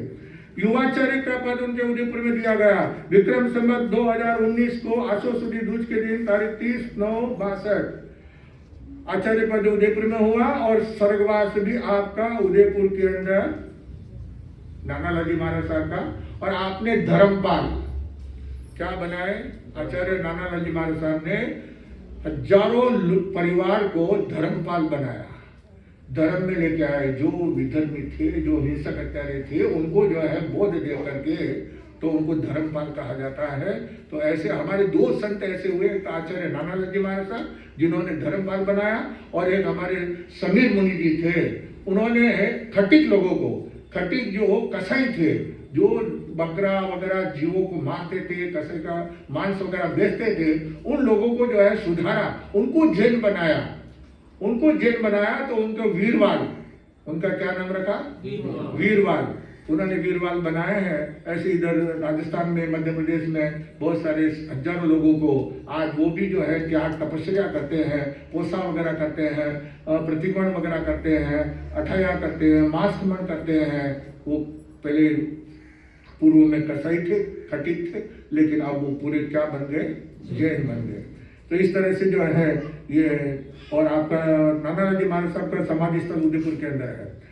पूज्य जवाहरलाल जी महाराज साहब के अंदर में पूज्य आचार्य श्री घासीलाल जी महाराज साहब भी हुए, जो घासीलाल जी महाराज साहब बहुत विद्वान थे, बड़े ज्ञानी थे, 32 आगमों के ज्ञाता थे। और उन्होंने तो कुछ मन मुटाव होने से, मन का मतभेद होने से वो संघ से अलग हो गए थे और वो फिर बाद में उन्होंने आदेश निकाल दिया था उपाचार्य गणेश लाल जी महाराज ने कि हमने घासीलाल जी को हमारे संघ से क्या कर दिया है? अलग कर दिया है। तो इसको कोई भी शामिल करना नहीं, कोई इसको साथ में मिलाना नहीं, नहीं तो फिर हमारा संबंध क्या हो जाएगा, टूट जाएगा। तो इसलिए फिर बाद में वो गुजरात चले गए, अहमदाबाद के अंदर रहे, और अहमदाबाद में रह करके उन्होंने 32 आगम का कार्य किया। मराठी में, गुजराती में, हिंदी में, इंग्लिश में, उर्दू में उन्होंने जो है, और संस्कृत टीका उन्होंने लिखी। कितने विद्वान वो थे, संस्कृत टीका उन्होंने जो है 32 आगमों की जो है उन्होंने लिखी है। तो इस प्रकार जो है हमारे जिन शासन के अंदर ऐसे ऐसे जो 21 भाषाओं के ज्ञाता थे, कितने, हाँ, घासीलाल जी महाराज 21 भाषाओं के जो है ज्ञाता थे। तो इस प्रकार उन्होंने जो है किया है। हमारे अब जिनका हम चातुर्मास होते हुए जो है कार्तिक पूर्णिमा के समय में लोकाशाह की जयंती मनाएंगे, लेकिन अभी मैं उनका विवेचन नहीं करूंगा, उस समय करेंगे। तो उसके अंदर हमारे जो है लवजी ऋषि जी, धर्म सिंह जी, धर्मदास जी और जीवराज जी, इन 4 जो महापुरुष है अभी जो मैंने नाम लिए हैं, लवजी ऋषि, धर्म सिंह जी, धर्मदास जी और जीवराज जी महाराज, इन चारों के आज पूरे भारत के अंदर हमारे जो मारवाड़ी रस वगैरह, गुजराती वगैरह, साधु जो भी है स्थानकवासी, इन चारों की है संस्थाएं पूरी है पूरे भारत में इनकी संप्रदाय। जैसे कि लवजी ऋषि के जो है खंबा संप्रदाय, ऋषि संप्रदाय, आनंद ऋषि जी महाराज, खंबा कांति ऋषि जी महाराज, जो ऋषि संप्रदाय है वो लवजी ऋषि के हैं। और अमर सिंह जी महाराज साहब के जो है पंजाब संप्रदाय है, और कोटा में जीवराज जी की संप्रदाय है। और इस तरह से जो है जहाँ पे हुकमी सिंह जी महाराज साहब, जवाहरलाल जी महाराज, मन्नालाल जी महाराज साहब, शीतलदास जी महाराज, नानक राम जी महाराज, तेज सिंह जी महाराज, और इस तरह से टोटल 22 संप्रदाय है, वह धर्मदास जी महाराज की है। 22 संप्रदाय जो राजस्थान वगैरह में, जो पंजाब वगैरह में है, वो सब धर्मदास जी महाराज के हैं। क्योंकि धर्मदास जी महाराज के जो है 99 शिष्य हुए। कितने? 99 शिष्य हुए थे। तो इस प्रकार जो है वो धर्मदास जी महाराज ने, मैंने अभी कल परसों आपके सामने कहा था, धार के अंदर जो संतरा लिया था शिष्य ने, उसके बदले धर्मदास जी महाराज साहब उस पाठ के ऊपर सो गए थे। तो ऐसे उनकी संप्रदाय कहलाती है। हमारे पूज्य हो गए हैं मानमल जी महाराज साहब, जिनकी जो जिन्होंने भैरू जी के दर्शन आपको मैंने शुरुआत के अंदर बताया था। वो मानमल जी महाराज साहब मेवाड़ के अंदर जो है विचरण करते थे और उदयपुर के अंदर रहते थे। तो एक बार जो है राणा जी कुछ नाराज हो गए, और राणा जी ने जो है आदेश निकाल दिया कि मानमल जी को जो है यहाँ पे उदयपुर के अंदर मेवाड़ में नहीं रहना, बाहर निकल जाओ। क्या? हाँ, निकलो बाहर। अब वो आदेश होने के बाद में जो है राणा जी जब महल में जाते हैं, जिस कमरे का दरवाजा खोले सामने मानमल जी महाराज खड़े नजर आते हैं। जिस महल में जाए, जिस कमरे में जाए, वहां पे मानमल जी नजर आए। हर समय मानमल जी जगह जगह पर मानमल जी नजर आते हैं। घबरा गए, तो इनको कहाँ निकल गए? तो मेरे महल में बैठे हुए हैं, निकाले कहाँ? तो फिर उन्होंने वापस अपना आदेश क्या किया? वापस लिया। तो इस प्रकार जो है ये मेवाड़ संप्रदाय में हुए हैं मानमल जी महाराज साहब। तो मेवाड़ संप्रदाय के अंदर जो है चौथमल जी महाराज साहब, जैसे जैन दिवाकर चौथमल जी महाराज साहब थे, ऐसे मेवाड़ी एक चौथमल जी महाराज साहब थे। वो भी बहुत प्रकार विद्वान थे, ज्ञानी थे, और उन्होंने कई चरित्र लिखे हैं। और उनके प्रवचन ऐसे होते थे जहाँ पे कुछ आपस में लड़ाई झगड़ा होता था, कुछ होता था, संप्रदायवाद होता था, तो वहां पे वो इतना कड़क, और रात में प्रवचन होता था उनका। कब? रात में। और जहाँ पे 1-2 घर नहीं होते थे, वहां पे सैकड़ों की तादाद में प्रवचन के अंदर लोग रहते थे। तो ऐसे मेवाड़ के अंदर संत हुए हैं। और उनमें एक संत है, मेवाड़ के नाम बाद में बताऊंगा, लेकिन पहले उनका परिचय दे देता हूं मैं आपको संक्षिप्त के अंदर। जिनका जन्म थामला, मेवाड़ के अंदर थामला गांव में है। वहां पे ओसवाल वंश के अंदर किशोरी लाल जी सोनी के घर के अंदर उनकी धर्म पत्नी प्यारी देवी की कुक्षी से हुआ था। विक्रम संवत 1962 जेठ सुदी तीज के दिन जन्म नाम उनका जो है हमीरमल, जन्म नाम क्या था? हमीरमल नाम था। और बचपन में जो है माता का और पिता का वियोग हो गया, माँ बाप दोनों का सर्वनाश हो गया। तब उनकी जो दादी माँ थी ना, दादी माँ ने उनको पाला पोसा, बड़ा किया। तो दादी माँ ने उनका नाम जो है चेंज कर दिया, हमीरमल से अंबालाल नाम रख दिया। क्या नाम रखा? अंबालाल नाम रख दिया था उनका। और इन्हीं दादी को लेकर के फिर वो मावली में आ गई थी, वहां से थामला से मावली में आ गई थी। और उस समय मेवाड़ भूषण मोतीलाल जी महाराज साहब और सरल मना पूज्य श्री भारमल जी महाराज साहब का जो है आपका संपर्क हुआ था।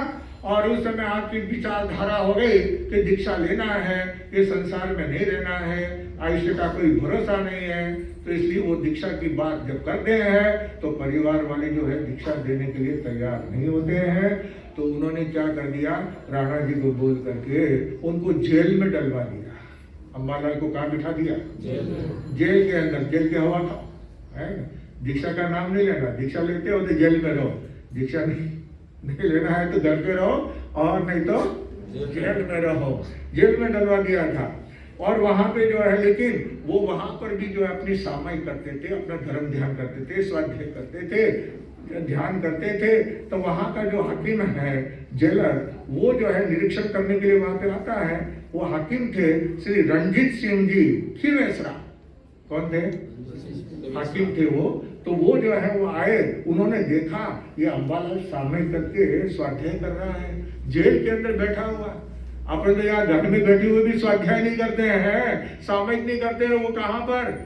जेल में बैठ करके स्वाध्याय और सामयिक कर रहे हैं। तो उन्होंने जो है फिर उनसे वार्तालाप किया, बातचीत हुई, सारी बातें मालूम पड़ी कि ये दीक्षा के कारण वो दीक्षा लेना चाहते हैं और लोग विरोध कर रहे हैं, और इस विरोध के अंदर उन्हें जेल में बिठा दिया है। तब जो है हाकिम रणजीत सिंह जी वो जाते हैं राणा जी के पास में उदयपुर, और उदयपुर आनंद जी के पास में जाकर के उनको सारी बातें बताते हैं कि वो अंबालाल जेल, बस हो गया, हमारा पूरा हो रहा है, बस पचकान कराते हैं, बस 2 मिनट पूरी कर रहा हूँ। प्रश्नोत्तर किए, प्रलोभन भी दिए, मतलब बातें चिट्ठी की उनको अंबालाल जी से। राणा जी ने प्रलोभन दिया, है ना, धन संपत्ति का वगैरह का, पद का वगैरह का। लेकिन अंबालाल जी अपने विचारों में दृढ़ थे, तो इसलिए उन्होंने अटल थे। उन्होंने महाराणा को आखिर में दीक्षा की इजाजत देनी पड़ी। राणा जी ने जो है उनका जेल का व्यवस्था किया कि ऐसे को जो धर्म ध्यान करता है, जो त्याग तपस्या करता है, उसको जेल में कैसे रख सकते हैं। तो उनको दीक्षा की इजाजत दी। और वो आज्ञा से, राणा जी की आज्ञा से मंगलवार चौराहा जो है, मंगलवार के अंदर विक्रम संवत 1982 के अंदर मकसद सुधी आठम के दिन मोतीलाल जी महाराज साहब, भारमल जी महाराज साहब के हाथों से उनकी दीक्षा होती है। और इस प्रकार जो है वो आप सब उनसे परिचित।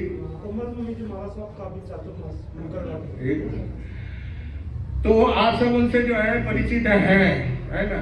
हाँ, मैं तो मिला नहीं हुआ।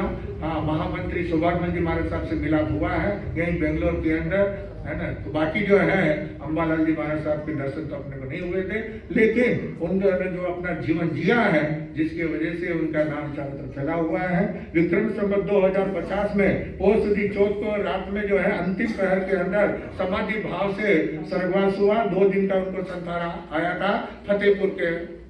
फतेहनगर के अंदर उनका जो है स्वर्गवास हुआ था, वहाँ समाधि स्थल बना हुआ है। तो उन्हीं के पूज्य श्री सौभाग्यमल जी महाराज साहब जो श्रमण संघ के महामंत्री थे, और उनके शिष्य कोमल मुनि जी और जयवर्धन प्रार्थना पटु, जय जय जिन शासन का चंद आरती उतार। भूल गए ना गाना, पहले रोज, है ना, प्रार्थना में गाने गाए जाते थे। तो ऐसे पूज्य श्री अंबालाल जी महाराज साहब मेवाड़ के महान संत हुए हैं, उनका हम श्रद्धांजलि देते हैं। अपनी बात यही समाप्त करता हूँ। अभी तो और बहुत रामायण बहुत बड़ी है मेरी, रामायण महाभारत के अंदर बहुत बड़े पात्र हैं। तो अब वो आगे कल और परसों 2 दिन है, आपको सुनाएंगे। मैं अपनी बात यही समाप्त करता हूँ।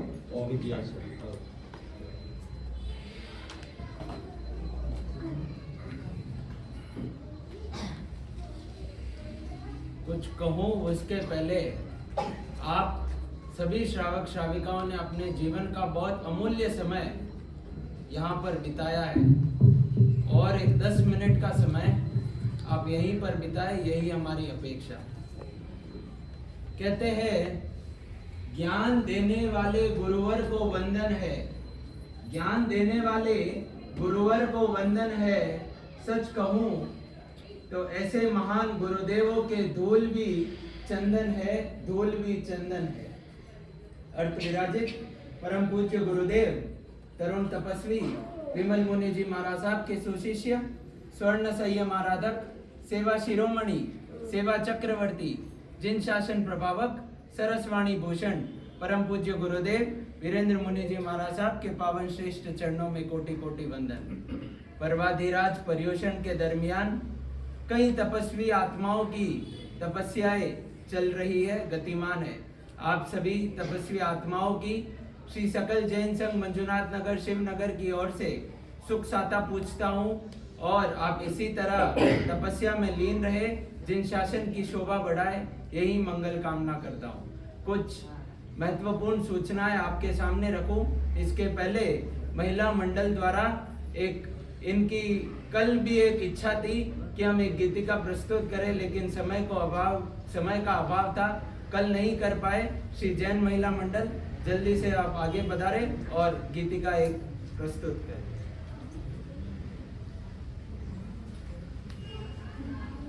एक मिनट पचकान करा रहे थे, उठ के जा रहे हैं।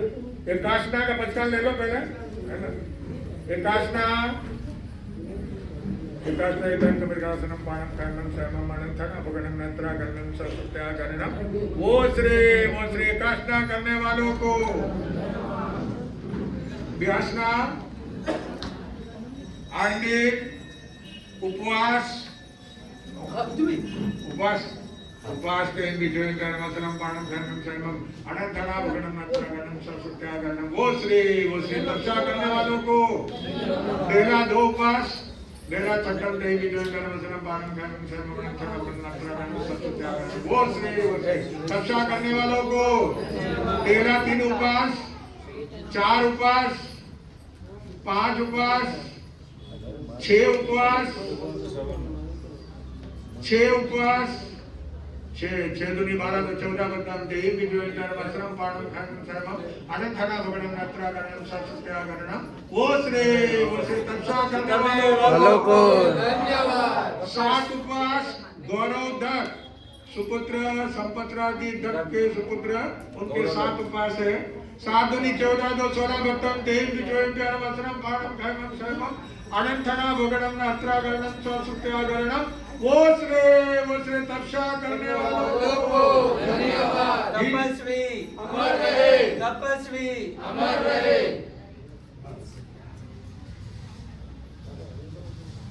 आ जाओ जल्दी आ जाओ पटाख।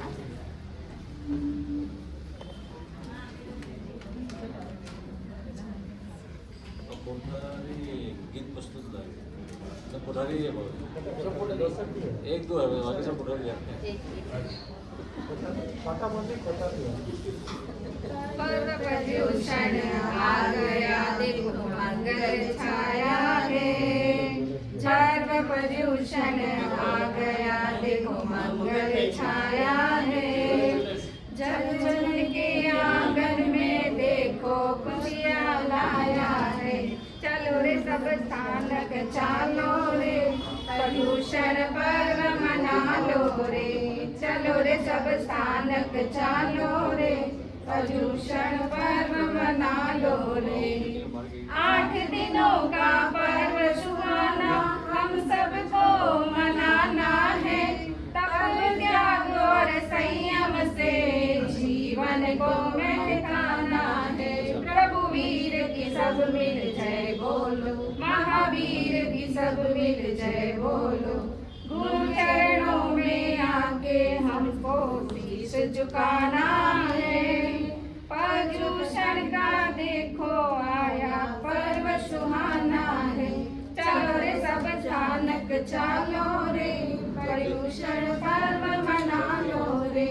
चलो रे सब स्थानक चालो रे पर्युषण पर्व मना लो रे। जैन धर्म रो प्राण पर्व यो हिल मिल आज मनावाला। आत्म जागरण रो हेतु ठाट सुइन ने मनावाला। मन प्यारो लागे पर्युषण भूषण मन वालों लागे प्रदूषण बेंगलोर की नगरी में आया पर्व सुहाना है जन जन के आंगन में देखो खुशियाँ लाया है चलो रे सब स्थानक चलो रे पर्यूषण पर्व मना लो रे चलो रे सब स्थानक चलो रे पर्यूषण पर्व मना लो रे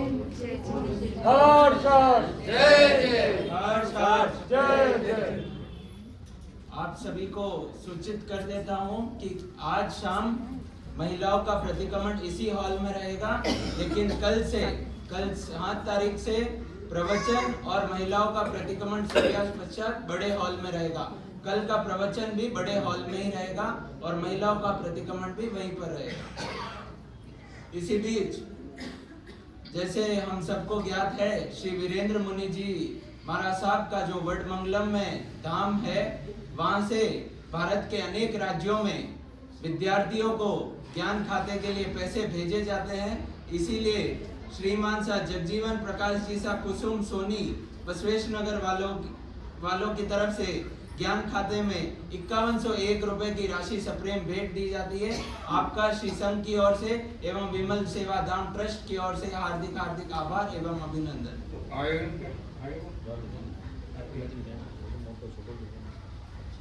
सामूहिक एकादशने वाले महानुभाव ठीक 11:30 बजे जैन भवन में पधारे और पुरस्कारी के लिए आज मुकेश जी कोठारी, शीला कोठारी, अंजू कटारिया, नवीन धानेशा और रेखराज सांडपोरा इन सभी और कल्पेश जी मेड़तवाल इन सभी सदस्यों से निवेदन आप ठीक 11:15 बजे जैन भवन में पधारें।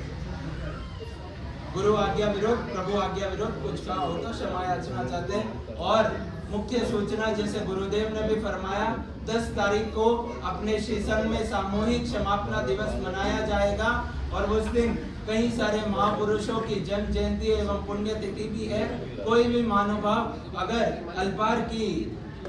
अल्पार के लाभार्थी बनना चाहते हैं तो वे यहाँ अपना नाम स्वेच्छा से दे सकते हैं। आज के पचकाम सामूहिक पचकाम आज की माला सुविधिनाथ भगवान नाम में तीर्थंकर सुविधिनाथ भगवान के नाम की एक माला पहना और अभी जब तक नहीं खाते तब तक का बचकान है, ध्यान रखिएगा। पर्यूषण पर्व के दिन चल रहे हैं, रात्रि भोजन का त्याग रखिएगा, टिलोती वगैरह का त्याग रखिएगा, जमीकरण वगैरह त्याग रखिएगा और होटल वगैरह का त्याग रखिएगा। टीवी वगैरह देखने का नहीं देखने का, थोड़ा देखना का नहीं देखने का, थोड़ा देखना पड़ेगा, आधा 1 घंटा बस। आज गुरुदेव के मांगलिक के पश्चात प्रदीप जी से, अजित कुमार जी से गांधी परिवार की तरफ से प्रभावना रखी गई है। सभी महानुभावों से निवेदन प्रभावना अवश्य लेकर पधारें। तो आपके ये सब जो मन में धारण कर लेना सौगंध मंत्रा तसंते प्रदान निकले वो श्री चतारि मंगलम अरियंता मंगलम सिद्धा मंगलम साहु मंगलम देवरे परंतो नमो मंगलम चतारि लोकतमा अरियंता लोकतमा सिद्धा लोकतमा साहु लोकतमा केवले परंतो धम्म लोकतमा चतारि शरणं पवज्यामि अरियंते शरणं पवज्यामि सिद्धे शरणं पवज्यामि साहु शरणं पवज्यामि केवले परंतो नमो शरणं पवज्यामि अरियंतों का शरण, सिद्धों का शरण, साधुओं का शरण, केवले प्रपिता धर्म का शरण, चार मंगली 4 उत्तम और शरणानी कोई होगा जो भवि प्राणी करे आराधन उसका अजर अमर पद होगा। अंगोष्ठे अमर तपसे रवि का नाम भंडार श्री गुरु गौतम समये मनवांछित फलदाता भावे पावन पाविये भावे दीजे दान भावे धर्म आराधिये भावे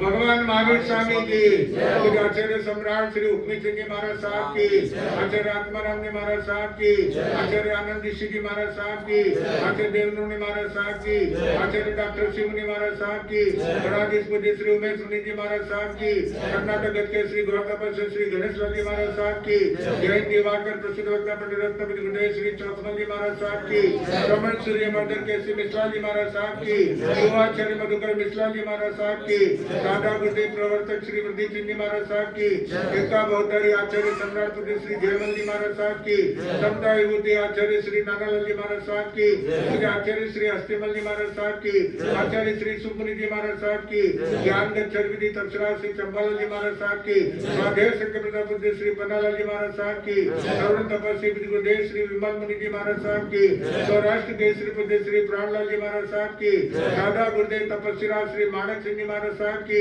अनुशास्त्र गणाधिपति श्री तुलसी जी महाराज साहब की, आचार्य श्री पदम सागर जी महाराज साहब की, जैन धर्म की, वर्तमान श्रवण संघ की जय। अद्भुत विराजित स्वरम संयम आराधक सेवा चक्रवर्ती सेवा शिरोमणि जिन शासन प्रभावक सरस्वाणी भूषण श्री वीरेंद्र मुनि जी महाराज साहब की जय। समस्त साधु साध्वी वृंद की जय। आज के आध्यात्मिक आनंद की जय। जय जिनेंद्र जय।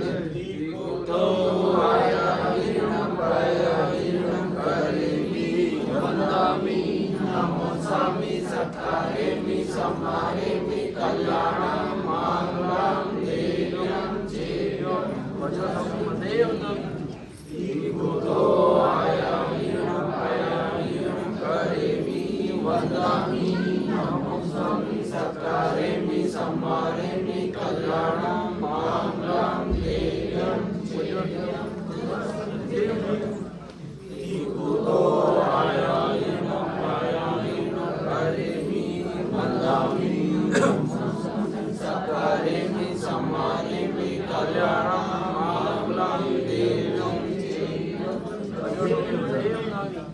पूज्य गुरुदेव जी महाराज साहेब।